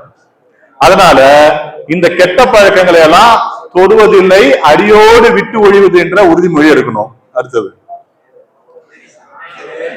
லவ். அடுத்து நம்ம தடை செய்ய வேண்டிய விஷயம் லவ். என்ன சார், அன்புதான் இந்த உலகத்தையே இயக்குது, காதல் தான் முக்கியம் சொல்லிட்டு கடைசியில நீங்க லவ்வுக்கு வந்து தடை போடுறீங்களே. கவனிங்க கவனிங்க, உங்களுடைய வாழ்க்கை துணையை தேர்ந்தெடுப்பதற்கான முழு உரிமையும் உங்களுக்கு இருக்கிறது. அதற்கான ஆனால் அதற்கான தகுதி இருக்கிறதான்றதை மட்டும் எண்ணி பாருங்க. சிம்பிள். நான் வந்து லவ்வே பண்ணக்கூடாதுன்னு சொல்லல சாமி, நல்லா புரிஞ்சுக்கணும். இப்போ கவனிங்க, 15 வயசுல உங்களால ஓட்டு போட முடியுமா? உங்களுக்கு ஓட்டு போட தகுதி இருக்கா? அப்போ ஓட்டு போறதுக்கு தகுதியா என்ன சொல்றாங்க? 18 வயது பூர்த்தி ஆக வேண்டும். ஆமாவா இல்லையா? அப்ப ஓட்டு போறதுக்கு ஒரு தகுதி இருக்குல்ல. நான் சொல்றது புரியுதுங்களா? வாழ்க்கையில எல்லா விஷயத்துக்கும் தகுதி இருக்கிறது. என்ன இப்போ நீங்க எப்ப சார் லவ் பண்ணலாம்? இது ஒவ்வொரு விஷயம் செய்யறதுக்குன்னு ஒரு காலகட்டங்கள் இருக்கு, நல்லா புரிஞ்சுக்கணும். நீங்க ஸ்கூலுக்கு போறது உங்களுடைய ஸ்கூல் ஸ்டடிஸ கத்துக்கிறதுக்காக, படிக்கிறதுக்காக. நீங்க காலேஜ் வர்றது காலேஜ் படிப்பை கத்துக்கிறதுக்காக. நீங்க அதுக்கு பிறகு காலேஜ் முடிச்சுட்டு ஒரு நல்ல வேலைக்கு போறீங்க, நீங்க சம்பாதிக்க ஆரம்பிக்கிறீங்க. எப்படி சம்பாதிக்க ஆரம்பிக்கிறீங்க? அதாவது இன்னைக்கு வரைக்கும் நீங்க போட்டிருக்க ட்ரெஸ், நீங்க போட்டிருக்க செருப்பு, நீங்க யூஸ் பண்ற பேக், உங்க பாக்கெட் மணி, இதெல்லாம் யாருது? யாரு? ஆமா, உங்க அப்பாது, உங்க அம்மாவுடைய உழைப்பதான் நீங்க போட்டு சுத்துறீங்க. நீங்க இன்னும் என்ன பண்ணல, உங்க காலிலேயே நீங்க என்ன பண்ணல, நிக்கல. என்ன சார் சொல்றீங்க? இந்த பாருங்க, எந்திரிச்சு நின்று பாருங்க சார், ரெண்டுமே என் கால் தான். ஆனா வாடகை காலை வந்து பிக்ஸ் பண்ணிருக்கிறேன் அப்படிலாம் சொல்லல. சொந்த கால நிக்கிறதுல என்னன்னா, உனக்கு தேவையான விஷயங்களை நிறைவேற்றிக்கிறதுக்கான சம்பாதியத்தை என்று நீங்களே சம்பாதிக்கிறீங்களோ அப்பதான் என்னது, உங்க சொந்த கால நீங்க நிக்கிறீங்க. First point. செகண்ட், அப்ப நான் என்ன போதுமா? இல்ல. இத்தனை வருஷம் உங்களை பெத்து வளர்த்து ஒரு ஆளாக்கி படிக்க வச்சாங்கல்ல, உங்க அப்பா அம்மாவை பார்த்துக்கக்கூடிய நிலைமைக்கு வரணும். போதும்பா நீங்க வேலைக்கு போனது, போதும்பா நீங்க வேலைக்கு போய் கஷ்டப்பட்டது, இதுக்கப்புறம் நான் வேலைக்கு போறேன். வயசான காலத்துல நீங்க ரெஸ்ட் எடுங்க. கவனி திரும்பாத. வயசான காலத்துல நீங்க ரெஸ்ட் எடுங்க, இதுக்கப்புறம் நான் பார்த்துக்கிறேன் குடும்பத்தை, நான் உழைக்கிறேன் அப்படின்ட்டு உங்களை நீங்கள் பார்த்து கொண்டது ஃபர்ஸ்ட். ரெண்டாவது, குடும்பத்தை நீங்க பார்த்துக்கணும். அப்பதான் உங்களுக்கு உங்க அப்பா அம்மாவை பார்க்கக்கூடிய தகுதி என்னைக்கு உங்களுக்கு வருதோ அன்னைக்குதான் உங்க வாழ்க்கை துணைய ஒரு ஒரு பையன் ஒரு பொண்ணை நீங்க தேர்ந்தெடுக்கணும்னாலும், இல்ல ஒரு பொண்ணு ஒரு பையனை தேர்ந்தெடுக்கணும்னாலும் அதுக்கான தகுதி அன்னைக்குதான் உங்களுக்கு வருது. அன்னைக்கு நீங்க சூஸ் பண்ணுங்க. அன்னைக்கு நீங்க சூஸ் பண்ணுங்க. அன்னைக்கு வந்து இந்த வாழ்க்கை துணை என்னுடைய வாழ்க்கைக்கு சரியானவர், இந்த வாழ்க்கை துணை என்னுடைய வாழ்க்கைக்கு தகுதியானவள், சரியானவள், நீங்க அன்னைக்கு தேர்ந்தெடுங்க. அன்னைக்கு லவ் பண்ணுங்க. வீட்டுல சொல்லி பர்மிஷன் வாங்கி ஜாம் கல்யாணம் பண்ணுங்க. நான் வந்து அர்ச்சனை போட்டு மொய் எட்டு போறேன்.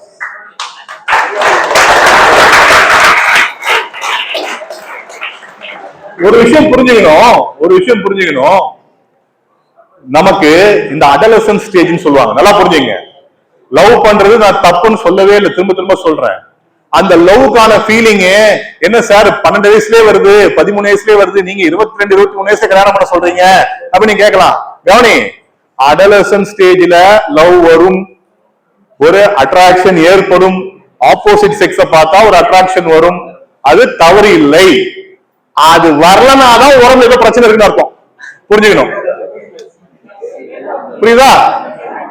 கவனிங்க, இதெல்லாம் வந்து அந்த ஏஜ்ல உங்க உடம்புல ஏற்படக்கூடிய சில கவனிங்க, சில ஹார்மோன் செக்ரீஷன்ஸால வரக்கூடிய ஒரு ஆப்போசிட் செக்ஸ் உடைய அட்ராக்ஷன். அது பேர் லவ் கிடையாதுப்பா, நல்லா புரிஞ்சுங்க. அது பேரு லவ் கிடையாது, ஒரு இன்ஃபாக்சுவேஷன், ஒரு அட்ராக்ஷன். அதுதான் லவ்ங்கிறது. எப்ப வரும்னா 22 வயசு 23 வயசுக்கு மேல வருதுதான் உண்மையான லவ். அதுதான் பல வருஷங்களுக்கு நிலைச்சிருக்கு. இதெல்லாம் சும்மா பாசிங் க்ளவுஸ், அப்படிதான் ஆயிடும். தேவையில்லாத டைமை கொண்டு போய் அதுல வேஸ்ட் பண்ணாதீங்க. தேவையில்லாத டைமை கொண்டு போய் அதுல வேஸ்ட் பண்ணாதீங்க. பிரஷியஸான டைம். சோ திரும்ப ஃபர்ஸ்ட் வந்து வருவோம். எந்த 5 குவாலிட்டி உள்ள வரணும்? அன்பு, கருணை, பணிவு, பொறுமை, ஒழுக்கம். எந்த 3 விஷயத்தை தடை செய்யணும் இப்போதைக்கு? செல்போன், போதை பழக்கம். ஆமா, இந்த ஏஜ் வரக்கூடிய காதல். மொட்டையா காதல்னு சொல்லிட்டா இவன காதலுக்கு விரோதி போல நினைச்சு கூடாது.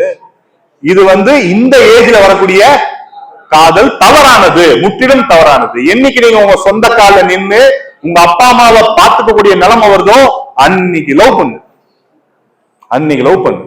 அதுதான் மெச்சூரிட்டி. அது பேர் தான் மெச்சூரிட்டி. ஓகேவா? சரி, இப்ப அந்த 5 விஷயத்த எடுத்துக்கிறோம், இந்த 3 விஷயத்த அவாய்ட் பண்றோம். அடுத்ததுதான் இப்பதான் டாபிக்கே வரேன். இவ்வளவு நேரம் பேசுனது டாபிக்கே கிடையாது. இப்பதான் என்ன ஆகுது டாபிக். அவ்வளவு இன்னொரு 10 நிமிஷம், அதிகபட்சம் ஒரு 10 நிமிஷம் முடிச்சிடலாம். லஞ்சுக்கு போயிடலாம். அது பிறகு எல்லாரும். இது ரொம்ப முக்கியமான டாபிக். ஏன்னா சார், இந்த 1 கோடி தர நீங்களே 40 வயசுல எப்ப தருவீங்கன்னு ரொம்ப நாளா எதிர்பார்த்துட்டு இருக்கீங்க. அது இப்பதான் ஸ்டார்ட் ஆகுது. பாயிண்ட் கவனிங்க. நிதி மேலாண்மை, பைனான்சியல். அதுல 2 விஷயம் கொடுத்திருக்கோம். டிப்ரிசியேஷன் வெர்சஸ், ஆமா, தமிழ்ல சொல்ல முடியுமா? டிப்ரிசியேஷன் என்ன, அப்ரிசியேஷன் என்னன்னு? அசட். அசட் தானப்பா அசட். அசட்ன்ற வார்த்தை கேள்விப்பட்டீங்களா? சொத்து. அசட் என்னது? சொத்து. அப்ரிசியேஷன் அசட், டிப்ரிசியேஷன் அசட்னு சொத்துக்களை 2 விதமா பிரிக்கலாம்ப்பா. அதான் புரிஞ்சுங்க. கவனி கவனி, முக்கியமான பாயிண்ட்க்கு தான் வந்திருக்கேன். 1 கோடி வேணும்ன்றவன் ஒழுங்கா கவனி. ஆமா, அப்ரிசியேஷன் அசட்னா கவனிங்க. அப்ரிசியேஷன் அசட்னா நீங்க இன்னைக்கு ஒரு பொருளை வாங்குறீங்க, ஒரு சொத்து வாங்குறீங்க. அந்த சொத்தோடைய மதிப்பு ஆண்டுக்கு ஆண்டுக்கு ஆண்டுக்கு ஆண்டு என்ன ஆகணும்? அதிகரிச்சுக்கிட்டே போகணும். நான் இன்னைக்கு 100 ரூபாய் கொடுத்து ஒரு பொருள் வாங்குறேன்னா அடுத்த வருஷம் அதோட மதிப்பு 110 ஆகணும். அதுக்கு அடுத்த வருஷம் 121 ஆகணும். அதுக்கு அடுத்த வருஷம் 133 ஆகணும். நான் சொல்ல புரியுதா? இது பேர் என்னது? Appreciation asset. அதோட மதிப்பு ஏறிக்கிட்டே போவோம் ஆண்டுக்கு ஆண்டுக்கு ஆண்டு. டிப்ரிசியேஷன் அசட்னா ஆமா, மதிப்பு குறைஞ்சிட்டே போவோம். நான் இன்னைக்கு 1 லட்சம் ரூபாய் கொடுத்து ஒரு பொருள் வாங்குறேன். அடுத்த வருஷம் விற்க போனா 70,000 கேட்கறான். அதுக்கு அடுத்த வருஷம் விற்க போனா 50,000 கேட்கறான். அதுக்கு அடுத்த வருஷம் விற்க போனா 10,000 கேட்கறான். அதுக்கப்புறம் காலங்கள்ல தூக்கி போடுன்றான். நான் சொல்றது கவனமா வாங்குங்க. ரொம்ப முக்கியமான விஷயம் பேசிட்டு இருக்கேன். ஏன்னா நீங்க இப்போ 3rd இயர்ல இருக்கிறீங்க, 2nd இயர்ல இருக்கிறீங்க, இப்போ காலேஜ் முடிச்சு வெளியே போவீங்க. ஒரு சிலர் பிஇ படிக்க போவீங்க, ஒரு சிலர் டைரக்டா கம்பெனிக்கு ஜாபுக்கு போவீங்க. நீங்க சம்பாதிக்க ஆரம்பிப்பீங்க. சம்பாதிக்கிறது பெரிய விஷயம் இல்ல தம்பி. எது முக்கியம்? செலவு பண்றதுல கருத்தா இருக்கணும், சேமிப்புல கவனமா இருக்கணும். 40 வயசுல வேலை செய்யறதை நிறுத்திட்டு 65 வயசு வரைக்கும் ராஜா மாதிரி வாழ்ந்துட்டு 65 வயசுக்கு மேல பசங்களுக்கு கோடிக்கணக்கில் சொத்து வச்சுட்டு போன நினைச்சீங்கன்னா நான் சொல்றது தயவு செய்து கேளுங்க. இத எனக்கு 20 வயசுல இந்த மாதிரி மீட்டிங்ல நான் உட்காந்து அட்டன் பண்ணிருந்தேன்னா இன்னைக்கு நான் கோடி சொன்னா இருப்பேன். எனக்கு நீங்க 40 வயசு ஆகும். இன்னைக்கு என்கிட்ட 1 கோடிக்கு சொத்து சேர்த்து இருப்பேன். ஆனா இன்னைக்கு இல்ல. நான் இப்பதான் ஸ்டார்ட் பண்ண போறேன். இப்ப நான் ஸ்டார்ட் பண்ணி எப்போ 1 கோடி சேர்க்கறது? 60 வயசுல. அப்புறம் நான் எப்போ நல்லா வாழறது? அதுக்குதான் உடம்பு ரெடி பண்ணிட்டு இருக்கேன். 80 வயசுக்கு வாழணும்னா அதுக்கேத்த ஆரோக்கியமான உணவு முறைகள், உடற்பயிற்சி, இதெல்லாம் ஏன் பண்றேன்னா 40 வயசுக்கு நல்லாவே வாழல, இதுக்கு அப்புறமா நல்லா வாழணும். அதுக்கு என்ன முக்கியம்? இந்த உடம்பு முக்கியம். இந்த உடம்பை பட்டி பார்த்து டிங்கரிங் பண்ணி மெயின்டைன் பண்ணி ஒரு 80 வயசுக்கு வாழ்ந்தாதான் லைஃப் ஸ்டார்ட்ஸ் அட் 40. 40 வயசுல வாழ ஆரம்பிச்சு 80 வயசுக்கு ராஜா மாதிரி வாழ்ந்தனான்னு போய் சேரலாம் இல்லையா? கவனிங்க. இப்ப இந்த அப்ரிசியேஷன் அசெட்னா என்ன அப்படின்னு பாத்தீங்கன்னா வேல்யூ ஏறதுன்னு சொன்னோம். எக்ஸாம்பிளுக்கு சொல்லணும்னா கோல்டு, தங்கம். தங்கம் 4 நாள் என்ன ஆயிட்டு இருக்கு? ஏறினே தான் போகுது. அடுத்தது லேண்ட் வாங்கி வைக்கிறோம். நம்ம அப்பா காலத்துல தாத்தா காலத்துல வாங்கி வச்ச லேண்ட் எல்லாம் 1000 ரூபாய் 2000 ரூபாய்க்கு வாங்கியிருப்பாங்க. இன்னைக்கு லட்சக்கணக்கில் போகுது, நாளைக்கு கோடி கணக்கில் போகும். இதெல்லாம் என்னது? Appreciation asset. டிப்ரிசியேஷன் அசெட்னா நீங்க வீட்டுக்கு பயன்படுத்தக்கூடிய ஹோம் அப்ளையன்சஸ் என்ன வேணா இருக்கட்டும், வீட்டுக்கு நீங்க பயன்படுத்தக்கூடிய ஹோம் அப்ளையன்சஸ், நீங்க யூஸ் பண்ற பைக்கு, நீங்க யூஸ் பண்ற காரு, நீங்க யூஸ் பண்ற ஃப்ரிட்ஜ், நீங்க யூஸ் பண்ற ஏசி, இது எல்லாமே டிப்ரிசியேஷன் அசெட். இது எல்லாமே டிப்ரிசியேஷன் அசெட். சிம்பிளா கேக்குறேன், 2.5 லட்சம் ரூபாய்க்கு ராயல் என்ஃபீல்டு பைக் இருக்கு. டியூக் பைக், இந்த யம தர்மராஜா உட்காந்துட்டு வர மாதிரி இருக்கும் அந்த பைக் பாக்குறது. ஓட்டுறவன் கிரவுண்ட் ஃப்ளோர்ல இருப்பான், பின்னாடி உட்கார்றவன் ஃபர்ஸ்ட் ஃப்ளோர்ல இருப்பான்.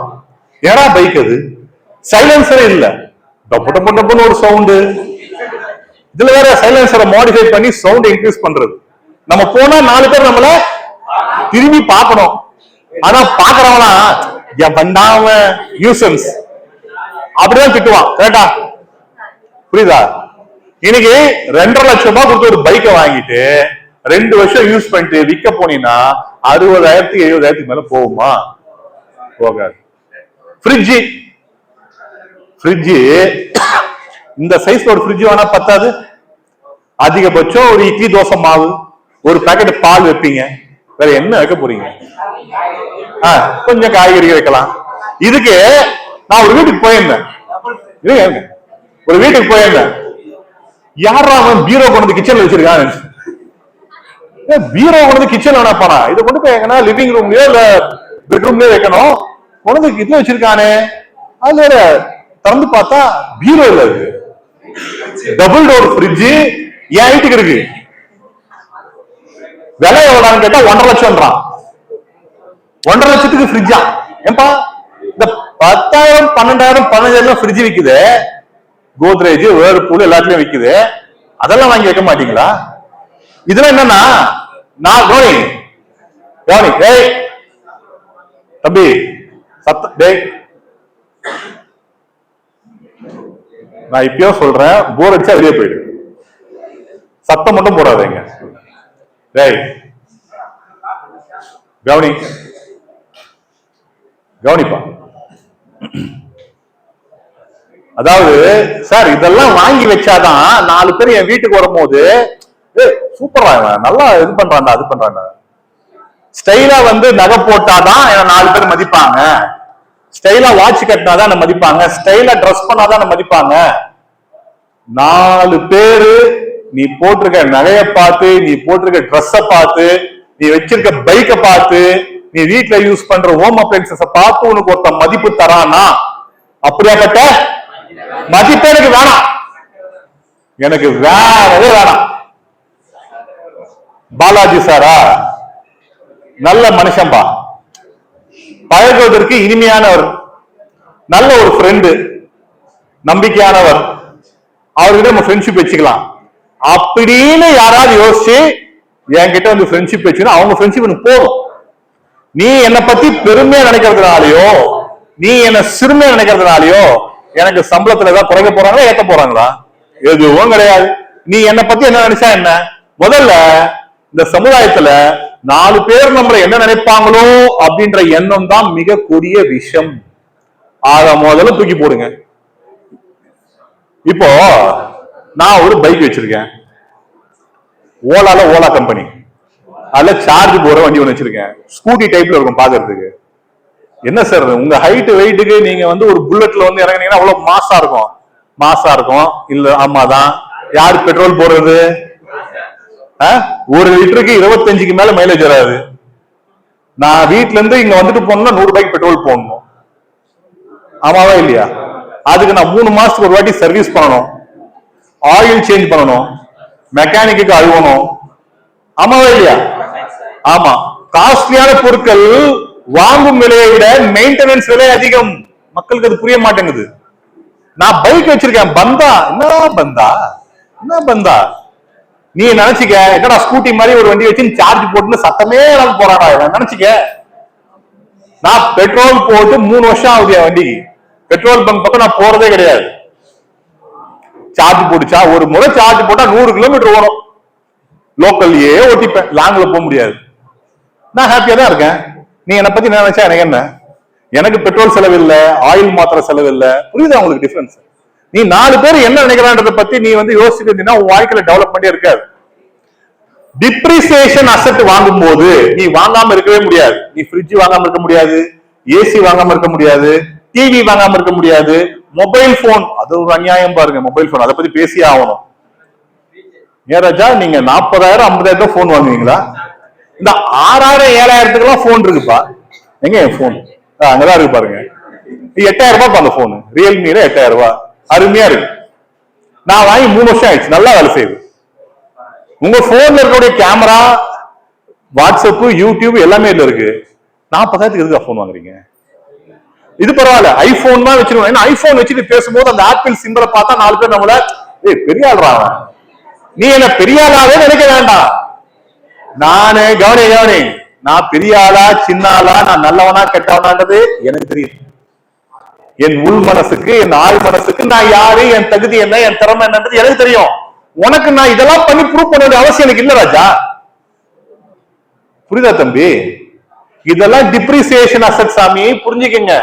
டிப்ரிசியேஷன் அசெட்ல கொண்டு போய் இப்ப நீங்க அதான் சொல்றேன், போன் வாங்காம இருக்க முடியாதுப்பா. போன் அத்தியாவசியம். 6,000 7,000 போன் வாங்க. சாம்சங்ல 6,500 ரூபாய்க்கு ஆன்லைன் அருமையான போன் இருக்கு. வாங்கி யூஸ் பண்ணீங்கன்னா இதுவரை அதே 4-5 வருஷம் அதுவும் வரப்போகுது. அந்த காசு கொண்டு போய் இன்வெஸ்ட் பண்ணுங்க. நான் சொல்ல புரியுதா? ஃப்ரிட்ஜ் வாங்குறீங்களா? வீட்டுக்கு தேவையான இந்த ஹைட்டுக்கு வாங்குங்க. ஒரு 12,000 15,000 நல்ல ஃப்ரிட்ஜ் இருக்கு, வாங்குங்க. வாஷிங் மிஷின் வாங்குறீங்களா? வாங்குங்க. 25,000 28,000 வாஷிங் மிஷின், அதை வாங்குங்க. இப்ப வீட்டுக்கு வந்து இந்த என்ன சொல்றாங்க, அது பேர், இந்த கிச்சன்ல வந்து எக்ஸாஸ்ட் கேஸ் போறதுக்கு சிம்னி இருக்கிறாங்கல்ல, அது என்ன பொறுத்த ஒரு தேவையில்லாத செலவு. ஒரு வாட்டை போட்டு ஒரு எக்ஸாஸ்ட் ஃபேன் வச்சா அது புகை தீட்டல்டாது. இது என்னத்தை வச்சு அதெல்லாம் ஒரு 20,000 ரூபாய் 25,000 ரூபாய் தேவையில்லாத செலவு என்ன பொறுத்த வரைக்கும். அதை கொண்டு போயிட்டு நீங்க இன்வெஸ்ட்மெண்ட் இப்ப 4 பேர் நம்ம கிச்சனுக்கு வந்து பார்க்கணும். மாடுலர் கிச்சன், எலக்ட்ரிக்கல் சிம்னி, சூப்பரா நல்லா வசதியா வாங்க வேண்டாம். அவன் என்ன நினைச்சா நமக்கு என்ன? நம்ம லைஃப் நல்லா இருக்கும், நம்ம மனசுக்கு சந்தோஷம் தான் போதும். கவனிங்க. அப்போ டிப்ரிசியேஷன் அசெட் வாங்கும் போது நீங்க அதை வாங்காம அவாய்ட் பண்ண முடியாது. பட் சீப் அண்ட் பெஸ்டா வாங்கணும். விலை கம்மியா இருக்கணும், எல்லா குவாலிட்டியும் அதுல இருக்கணும். ஆனா அப்ரிசியேஷன் அசெட் வாங்கும் போது நீங்க எதை பத்தி யோசிக்க தேவையில்ல. இன்னைக்கு போங்க, 12,000 ரூபாய்க்கு மேல ஒரு கிராம் விக்குது. எவ்வளவு விக்குது? ஒரு கிராம் 12,000 ரூபாய் விக்குது. போய் வாங்குங்க. 10 கிராம் வாங்குறதா வாங்கு, தப்பே இல்லை. 10 வருஷத்துல நீ போட்ட காசு 2.5 மடங்கு ஆயிடும். இப்போ ஒரு 12,000 ரூபாய் விக்குதா, எண்ணி வச்சுக்க. 5 வருஷம் கழிச்சு போய் பாரு, 30,000 ரூபாய் ஆகும் கிராம். ஒரு கிராம் 30,000 ரூபாய் ஆகும். பின்னாடி வச்சிருக்கேன் எல்லாம் ஸ்லைடு, அடுத்தது காட்டுற, வெயிட் பண்ணுங்க. புரியுதா? அடுத்தது போடுப்பா. growth in 25 years ரொம்ப முக்கியமான ஸ்லைடு, ரொம்ப ரொம்ப ரொம்ப முக்கியமான ஸ்லைடு. தயவு செய்து உத்து பாருங்க. 2000 வருஷத்துல இருந்து 2025 மொத்தம் எத்தனை வருஷம் ஆச்சு? 25 வருஷத்துல எது எவ்வளவு growth ஆயிருக்குன்னு காட்ட போறேன். முதல்ல கோல்டு போட்டிருக்கேன். கோல்டு 2000 வருஷத்துல எவ்வளவு ஒரு கிராம்? 300. இன்னைக்கு என்ன விலை? எத்தனை மடங்கு ஏறி இருக்கு? எத்தனை மடங்கு? 30 மடங்குக்கு மேல இருக்கு. எத்தனை மடங்கு? ஆமா. 1 லட்சம் ரூபாய்க்கு நீ அன்னைக்கு நகை வாங்கி வச்சிருந்தீங்கன்னா, கவனி 1 லட்சம் ரூபாய்க்கு நீ அன்னைக்கு நகை வாங்கி வச்சு 2000த்துல, இன்னைக்கு அதோட மதிப்பு 30 லட்சம். 30 மடங்கு ஆயிருக்கு 25 வருஷத்துல. அடுத்தது லேண்டு. நானு 2000 கவனிக்கணும், நீங்க என்ன கவனிங்க. 2005 பக்கத்துல கேம்பஸ்ல தந்தை பெரியார் இன்ஜினியரிங் காலேஜ்ல இசி ஃபர்ஸ்ட் இயர் ஜாயின் பண்றேன். அப்ப நாங்க வந்து அந்த சித்தரிப்பூர் ரோடு இருக்குல்ல, அங்க பசங்க ரூம் தங்கி இருந்தானுங்க. அங்கதான் கிரிக்கெட் ஆட போவோம். இப்ப அங்க போனா கிரவுண்டே இல்ல, பூரா வீடாகி போச்சு. நாங்க அங்க விளையாடும் போது அங்க வீடுகளே கிடையாது, ஒரு வீடு கூட கிடையாது. சீரியஸ்லி, அந்த பக்தவச்சலம் ஸ்ட்ரீட் அது உள்ள போனீங்கன்னா சுத்தமா காலியா இருக்கும், வறண்ட பூமி. விவசாய நிலமா இருந்தது, அது அப்படியே பிளாட்டா கன்வெர்ட் பண்ணி வச்சிருந்தாங்க. அங்க வாங்கறதுக்கு ஆளே கிடையாது. சதுரடி 100 ரூபாய்க்கு வாங்க ஆள் கிடையாது. 90 ரூபாய்க்கு தெரியா, 80 ரூபாய்க்கு தெரியான்னு கேட்டிருந்தாங்க. நல்ல லாபம் இருக்குது 20 வருஷத்துக்கு முன்னாடி. இன்னைக்கு நான் சதுரடிக்கு 3000 ரூபாய் தரேன். எவ்வளோ லேண்ட் இருக்கான்னு கேட்டா, சாரி சார், இங்க சேல்ஸ்க்கு எதுவுமே இல்லைன்றான். 100 ரூபாய் வித்துன்றது இப்ப எவ்வளவு விக்குது? அதுதான் போட்டிருக்கேன். 2000 ஒரு ஸ்கொயர் ஃபீட் 100 ரூபாய். இப்ப 2020 ஒரு ஸ்கொயர் ஃபீட் 3000 ரூபாய். எத்தனை மடங்கு? எத்தனை டைம்ஸ்? 30 டைம்ஸ் இன்க்ரீஸ் ஆயிருக்கு. ஓகே, அடுத்து வாங்க. இந்த நிப்டின்னு கேள்விப்பட்டீங்க. நிப்டி தேசிய பங்கு சந்தை, NSE BSE நிப்டி தேசிய பங்கு சந்தையுடைய குறியீட்டு எண். கவனிங்க, 2000 வருஷத்துல நிப்டி 50 சொல்லுவாங்க. ஒரு 50 கம்பெனியோட வளர்ச்சியை வச்சு நம்ம நாட்டோடைய தேசிய பொருளாதார குறியீட்டு எண்ணா நிப்டியை பிக்ஸ் பண்ணுவாங்க. அப்ப நிப்டி வந்து 1000 பாயிண்ட்ல இருந்தது. எத்தனை பாயிண்ட்?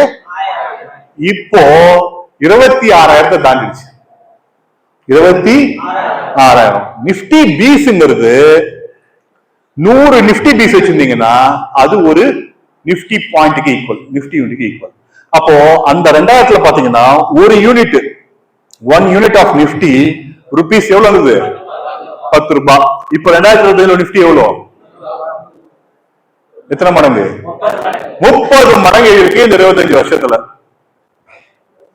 இப்ப நான் சொன்ன இந்த 3 விஷயமும் அப்ரிசியேஷன் அசெட். நீங்க இதுல ஒரு காசு போட்டீங்கன்னா வருஷா வருஷம் குறைஞ்சபட்சம் 12% இருந்து அதிகபட்சம் 14% வரைக்கும் விலையேற்றம் இருக்கும். ஏன் சார், நான் கொண்டு போயிட்டு என் கேஷை வந்து நான் பிக்ஸட் டெபாசிட்ல போட்டுறேன். 1 லட்சம் ரூபாய் இருக்கு என்கிட்ட, நான் பேங்க்ல என்ன பண்றேன்? பிக்ஸட் டெபாசிட்ல போட்டுறேன்.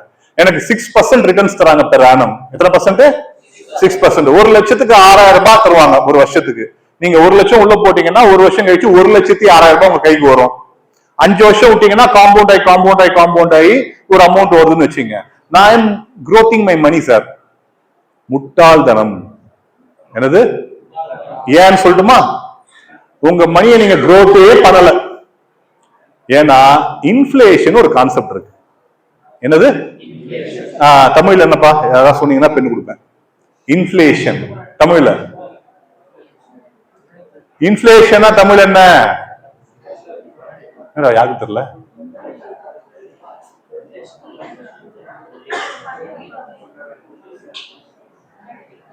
யார் சொல்றது?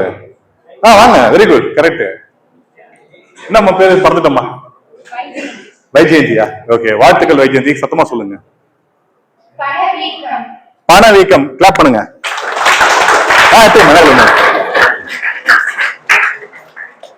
பணவீக்கம் அது என்ன சார்? பணவீக்கம் எக்கனாமிக்ஸ் படிச்சவங்களுக்கு அது பத்தி தெளிவா தெரியும். பணவீக்கம் என்னன்னா, இன்னைக்கு கவனிங்க, இன்னைக்கு 100 ரூபாய் விற்கக்கூடிய ஒரு பொருள் அடுத்த வருஷம் 100 ரூபாய் இருக்குமா? என்ன ஆகும்? அதிகமாகும்.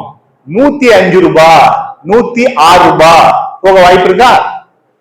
நான் சொல்ல புரியுதாப்பா? இன்னைக்கு 1 கிலோ சீரக சம்பா அரிசி 100 ரூபாய் 150 ரூபாய் விக்குது. 100 ரூபாய் வச்சுப்போம். அடுத்து 1 வருஷம் கழிச்சு நீங்க போயிட்டு அதே சீரக சம்பா அரிசி 1 கிலோ வாங்கினீங்கன்னா அதே விலை இருக்குமா? என்ன ஆகும்? ஒரு 5 ரூபாய் 6 ரூபாய் இருக்குமா?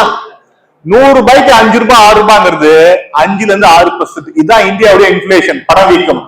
வருஷா வருஷம் ஒரு பொருளுடைய விலை 5% இருந்து 6% வரைக்கும் இன்க்ரீஸ் ஆகும். நீங்க இன்னைக்கு 1 லட்சம் ரூபாய்க்கு ஒரு பொருள் வாங்க முடிவு பண்றீங்க, ஆனா வாங்கல. நான் என்ன பண்றேன்? தூக்கி பேங்க்ல போட்டு 1,06,000 ஆகும். அடுத்த வருஷம் 6,000 நான் எடுத்துக்கிட்டு 1 லட்சம் ரூபாய் அந்த பொருள் வாங்கலாம் நீங்க போனீங்கன்னா அப்ப அந்த பொருளுடைய விலை தான் இருக்கும். அதே 1,06,000 தான் இருக்கும். புரியுதா? நீ 1,06,000 கொடுத்து அந்த பொருள் வாங்கி அடுத்த வருஷமே வாங்கினா, அப்போ பிக்ஸட் டெபாசிட்ல போட்டு நீ 6% ரிட்டர்ன்ஸ் எடுக்கிற அப்படிங்கிறது நீ மணியை க்ரோத் பண்ணல, இன்ஃபிளேஷனை மேட்ச் பண்ற. இன்ஃபிளேஷன் என்ன பண்ற? மேட்ச் பண்ற. அவ்வளவுதான். growth எல்லாம் கிடையாது, டெவலப்மெண்ட்லாம் கிடையாது. அப்போ குறைஞ்சபட்சம் கவனிங்க, டிஸ்டர்ப் பண்றத வெளியே போயிட்டு நான் பல முறை சொல்லியிருக்கேன். இஷ்டம் வந்து கேட்கற மட்டும் கேளு, டிஸ்டர்ப் பண்ணாதீங்க. கவனிங்க, அப்போ 6% மேல ஒரு வருஷத்துக்கு உங்களுடைய அப்ரிசியேஷன் அசென்ட் 10% இம்ப்ரூவ் ஆனாதான், 10% டெவலப் பண்ணதாதான் 6% இன்ஃபிளேஷனை கழிச்சா 4% growth டெவலப்மெண்ட். புரியுதா? அப்ப நம்ம இன்வெஸ்ட் பண்ணுறது குறைஞ்சபட்சம் வருஷா வருஷம் 10% அதோட விலை ஏறதா இருக்கணும். அதுக்கு உதாரணம் தான் இந்த 3 விஷயம் சொன்னேன். நீங்க கோல்டு வாங்குறது, லேண்ட் வாங்குறது, நிப்டில டைரக்டா கொண்டு போய், நான் சொல்றது கம்பெனில ஷேர் மார்க்கெட்ல கம்பெனிஸ் இன்வெஸ்ட் பண்றத பத்தி பேசவே இல்லை. இந்த கம்பெனி ஷேர் வாங்குறது, அந்த கம்பெனி ஷேர், எந்த கம்பெனி பத்தி நான் பேசல. இந்தியாவுடைய தேசிய குறியீடு என்னான நிப்டில இன்வெஸ்ட் பண்றத பத்தி தான் பேசுறேன். அது பேர் நிப்டி பீஸ்ன்னு சொல்லுவாங்க. டைரக்டா நம்ம அந்த ஷேர்ஸை வாங்கி வைக்கலாம். அதாவது கம்பெனியே திவாலானா கூட நிப்டி திவால் ஆகாது. ஏன்னா திவால் ஆகிற கம்பெனிக்கு வெளியே போட்டு நல்லா பெர்ஃபார்ம் பண்ண கம்பெனிக்கு உள்ள போட்டுருவாங்க அந்த 50 கம்பெனில. சமீபத்தில் கூட லாஸ்ட் இயர் பாத்தீங்கன்னா ஒரு 2-3 வருஷத்துக்கு முன்னாடி எஸ் பேங்க்னு ஒரு கம்பெனி, ஒரு பேங்க், அதோட பெர்ஃபார்மன்ஸ் சரியில்லை, லாஸ் ஆயிடுச்சுன்னு தூக்கி வெளியே போட்டாங்க. நிப்டி 50ல இருந்தது. அதுக்கு பதில் பாத்தீங்கன்னா ஸ்ரீராம் பைனான்ஸ் அதுக்கு உள்ள வந்துட்டாங்க. சோ நிப்டி டிராப் ஆகாது. ஏன்னா நிப்டிங்கிறது இந்தியாவுடைய பொருளாதாரத்தை குறியிடக்கூடிய ஒரு விஷயம். கோல்டுடைய வேல்யூ வந்து இந்த உலகத்தோடைய பொருளாதாரத்தை நிர்ணயிக்கக்கூடிய விஷயம். ஒரு நாடு எவ்வளவு ரூபாய் நோட்டு அடிக்கணும் அடிக்க கூடாதுன்றது அவங்க கிட்ட எவ்வளவு கோல்டு இருக்குன்றத வச்சுதான் டிசைட் ஆகுது. கோல்டால பல சாம்ராஜ்யங்கள் மாறி இருக்கு. கோல்டுடைய வேல்யூ மிக பெருசு. ஓகே, லேண்ட்ல போறதும் கோல்டுல போறதும் ஒண்ணுதான். ஆனா நம்மளால இன்னைக்கு வந்து ஒரு 20 லட்சம் 20 லட்சத்துக்கு லேண்ட் வாங்க முடியாது. பட் என்ன பண்ணலாம்னா சிறுக சிறுக கோல்டு வாங்கலாம், சிறுக சிறுக நிப்டி பீஸ் வாங்கலாம். நான் சொல்றது புரியுதா? ரைட், அடுத்த சரி.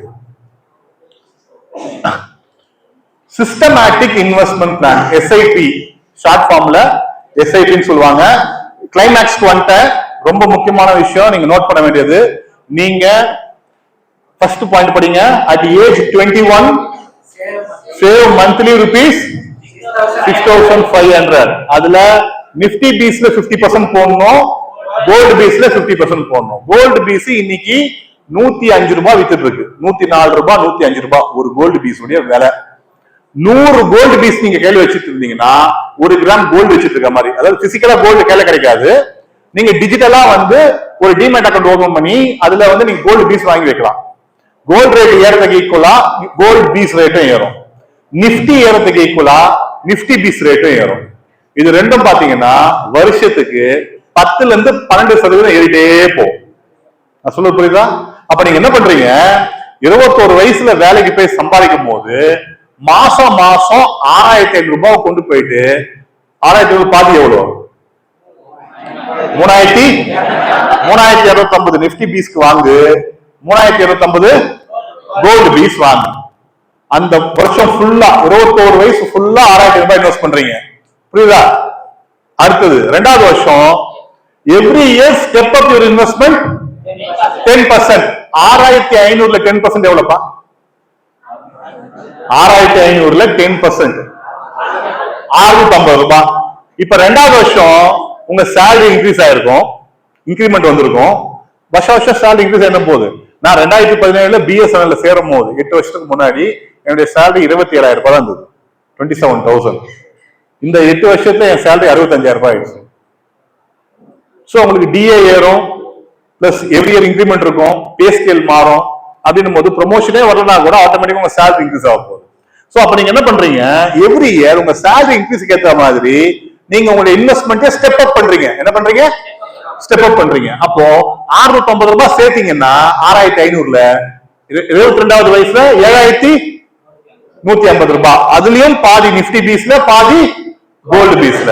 23வது வயசுல மாசம் 7,865, 24வது வயசுல 8,652. இதே மாதிரி 40 வயசு வரைக்கும் சேமிக்கிறீங்க.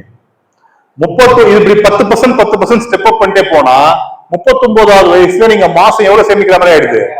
36,139 ரூபாய். அதுல பாதி நிப்டி பீஸ்ல, பாதி கோல்டு பீஸ்ல போடணும். 40வது வயசுல 39,753 ரூபாய். இப்போ நீங்க 21 வயசுல வேலைக்கு போக ஆரம்பிச்சு மாசம் 6,500 ரூபாய் சேமிச்சு வருஷம் 10% ஸ்டெப் அப் பண்ணி 40 வயசு வரைக்கும் சேமிச்சீங்கன்னா இவ்வளவு போட்டிருப்பீங்க உள்ள. ஓகே, இது பிளான் நம்பர் 1. பிளான் நம்பர் 2 அப்புறம் சொல்றேன். திருப்போம். இப்போ இந்த 21ல இருந்து 40 வயசு வரைக்கும் நீங்க இன்வெஸ்ட் பண்ண உங்க சொந்த காசு இன்வெஸ்டட் வேல்யூ பாத்தீங்கன்னா 44,67,450 ரூபாய் நீங்க உள்ள போட்டிருப்பீங்க. பாதி நிப்டி பீஸ்ல, பாதி கோல்டு பீஸ்ல இருந்திருக்கும். நான் சொல்ல புரியுதா? இப்போ இந்த 20 வருஷம் அது உள்ள இருந்துச்சுல உங்க ஃபண்டு, அதுக்கான இன்ட்ரெஸ்ட் பாத்தீங்கன்னா ரிட்டர்ன்ஸ் 55,82,638 ரூபாய் வரும். உங்களுடைய ஒரிஜினல் வேல்யூ பிளஸ் உங்களுடைய ரிட்டர்ன்ஸ் சேர்த்து 40வது வயசுல உங்ககிட்ட எவ்வளவு இருக்குது? 1,50,583 ரூபாய் இருக்கும். உறுதியா இருக்கும். இல்லன்னா என்ன வந்து கேள்வி, நான் 1 கோடி நான் தரேன்.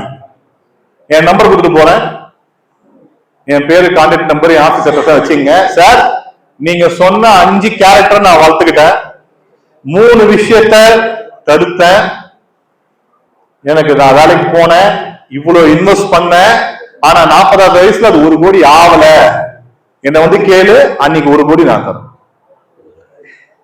இப்போ இந்த 1 கோடி ஆயிடுச்சா 40 வயசுல? இப்ப என்ன பண்றீங்க? 40 வயசுக்கு மேல நீங்க வேலைக்கு போறதோ போறதோ உங்க இஷ்டம். போகாம கூட விட்டுருங்க, போகாம கூட விட்டுருங்க. இப்ப 1 கோடி உள்ள இருக்கா? வருஷத்துக்கு மினிமம் 10% இது ஏறும். வருஷத்துக்கு மினிமம் 10% எவ்வளவு? 1 கோடி 10% எவ்வளவு? 1 கோடிக்கு 10% ஒரு வருஷத்துக்கு 10 lakhs. ஒரு வருஷத்துக்கு 1 கோடியா இருக்கிறது அடுத்த வருஷம் என்ன ஆகும்? 1 கோடியே 10 லட்சம் ஆகும். இப்ப நீங்க என்ன பண்ண போற? மாசம் 50,000 ரூபாய் வித்ரா பண்ணு. அது பேரு systematic withdraw plan, systematic SWP சொல்லுவாங்க. இப்ப நீ என்ன பண்ற?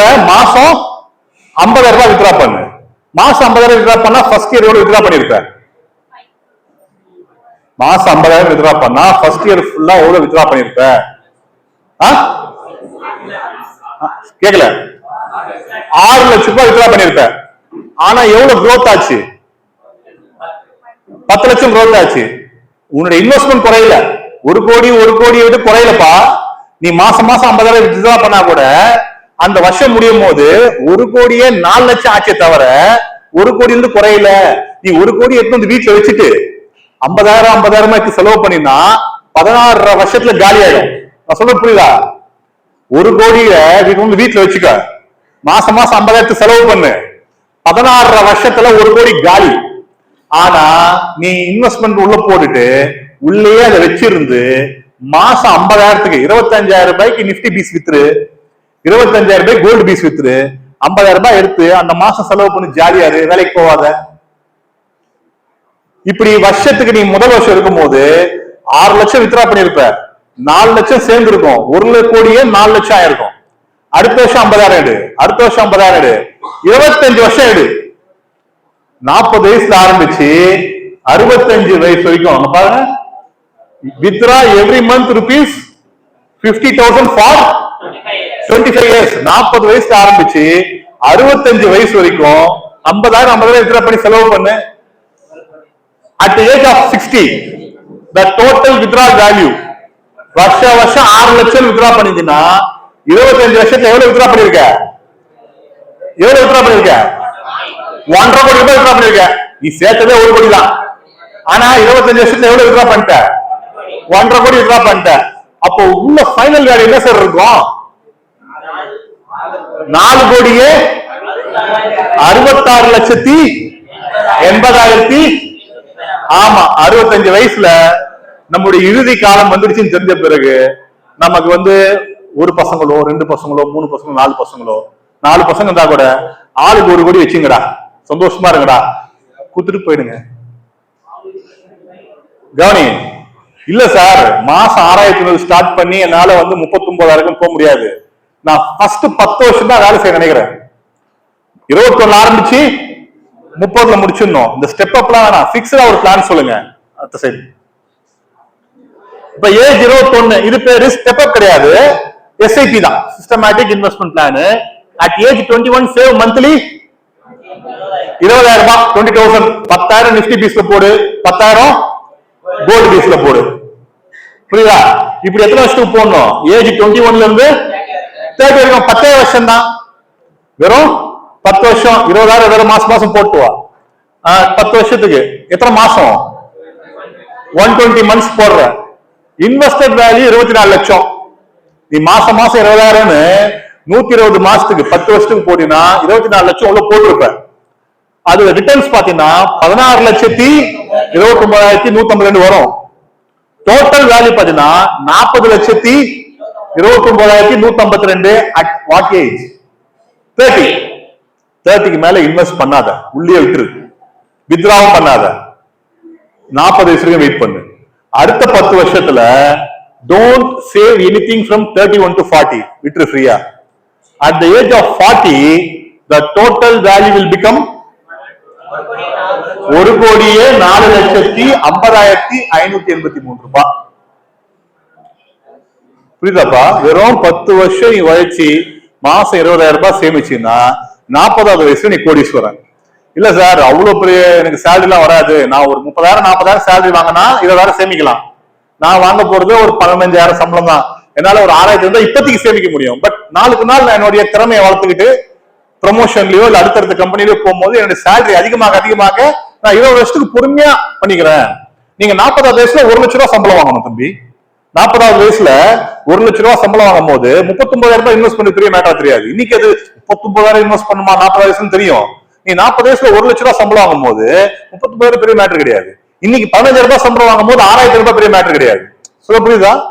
சோ இதை நீங்க என்ன பண்றீங்க, 21 வயசுல இருந்து 40 வயசு வரைக்கும் நீங்க ஸ்டெப் அப் எஸ்ஐபி பண்ணாலும் சரி, இல்லனா 21 வயசுல இருந்து 30 வயசு வரைக்கும் பிக்ஸ்டா 20,000 போட்டு வந்தாலும் சரி, 40 வயசுல நீ கோடீஸ்வரன் ஆகுறது உறுதி. 40 வயசுல நீ கோடீஸ்வரன் ஆகுது உறுதி. அதுக்கு மேல வேலைக்கு போறதோ ஊழிச்சிட்டோம், மாசம் 50,000 வரும், எடுத்து செலவு பண்ணிக்க. நீ 65 வயசு வரைக்கும் இருந்தீங்கன்னா 4 கோடி ரூபாய் 4.5 கோடி ரூபாய் உன் அக்கௌண்ட்ல இருக்கும். உன் பசங்களுக்கு வச்சுட்டு போ, ஹாப்பியா பிரைஸ் பண்ணுவாங்க உன்னை. ஓகே, அது சரி போகும். இவர் யார் தெரியுதா? பில்கேட்ஸா? மேலேயே பேர் போட்டிருக்கேன் பாருங்க. Excellent quotes by Warren Buffett. இந்த உலகத்திலேயே best investor, top most investor, பல கோடி ரூபாய்க்கு சொத்து வச்சிருக்காரு. இந்த வாரன் பஃபெட் சொன்ன சில முக்கியமான விஷயங்களை மட்டும் நான் கொண்டு வந்திருக்கேன். நிறைய சொல்லியிருக்காரு சில முக்கியமான விஷயங்கள். ஆன் ஏர்னிங், சம்பாதிக்கும் போது never depend on a single income, make investment to create a second source. இப்ப நீங்க ஒரு வேலைக்கு போறீங்கப்பா, சம்பாதிக்கிறீங்க, அது ஒரு இன்கம். ஆனா நீங்க நிஃப்டிலயோ கோல்டுலயோ லேண்ட்லயோ போய் இன்வெஸ்ட் பண்ணீங்கன்னா அது வருஷம் 10% growth ஆகி போகுதுல, அந்த மாதிரி செகண்ட் இன்கம் கிரியேட் பண்ணணும்னு சொல்றாரு. அடுத்தது ஆன் ஸ்பெண்டிங், செலவு பண்ணும்போது if you buy things you to not NEET, உங்களுக்கு தேவையில்லாத ஆடம்பரமான விஷயங்கள் நீங்க வாங்க நினைச்சீங்கன்னா சூன், வெகு விரைவில் you will have to sell things you need. உனக்கு தேவைப்படுற விஷயத்தை நீ வச்சிருந்தா அதை விற்க நேரிடும்ன்றார்.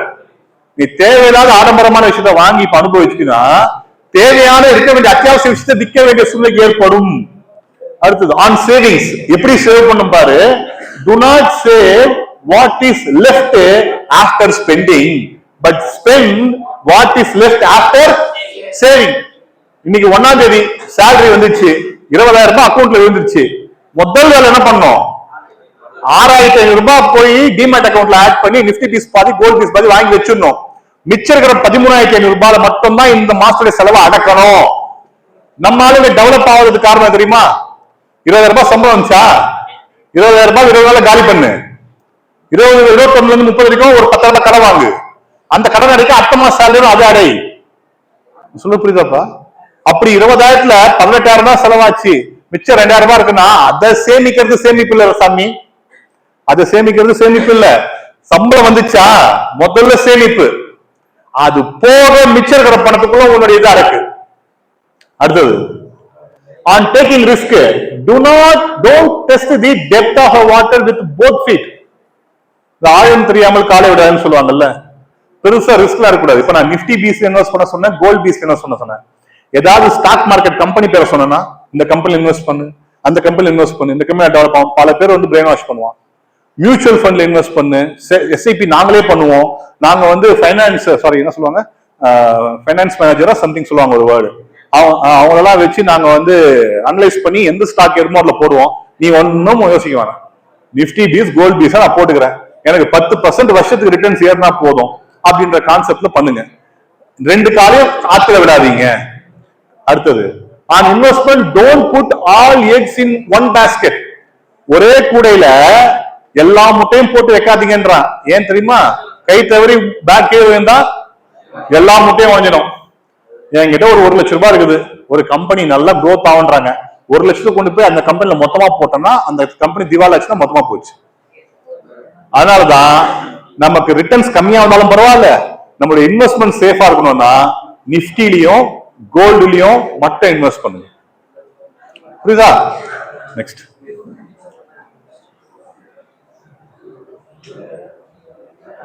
அவ்வளவுதான், ஸ்லைட் ஓவர். இப்போ கவனிங்க, இதுல வந்து முக்கியமான இருக்கு. இதுல ரொம்ப முக்கியமான விஷயம், ரொம்ப ரொம்ப முக்கியமான விஷயம்.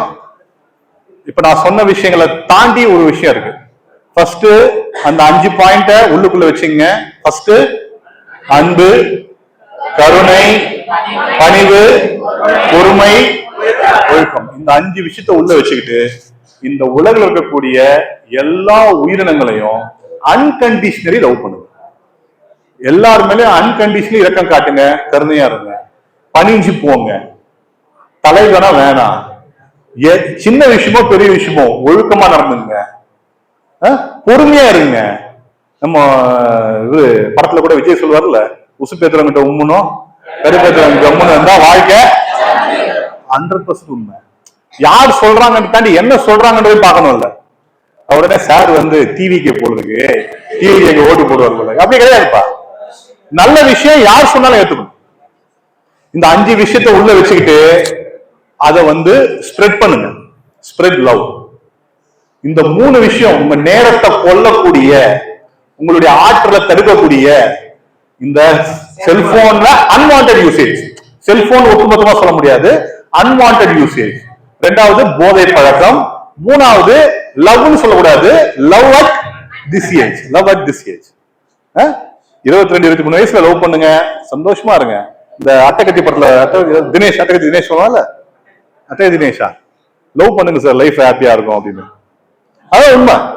பட் அந்த ஏஜ் வரணும், அதுக்கான தகுதியை வளர்த்துக்கணும். அந்த ஏஜ் வரணும், அதுக்கான தகுதியை வளர்த்துக்கணும்.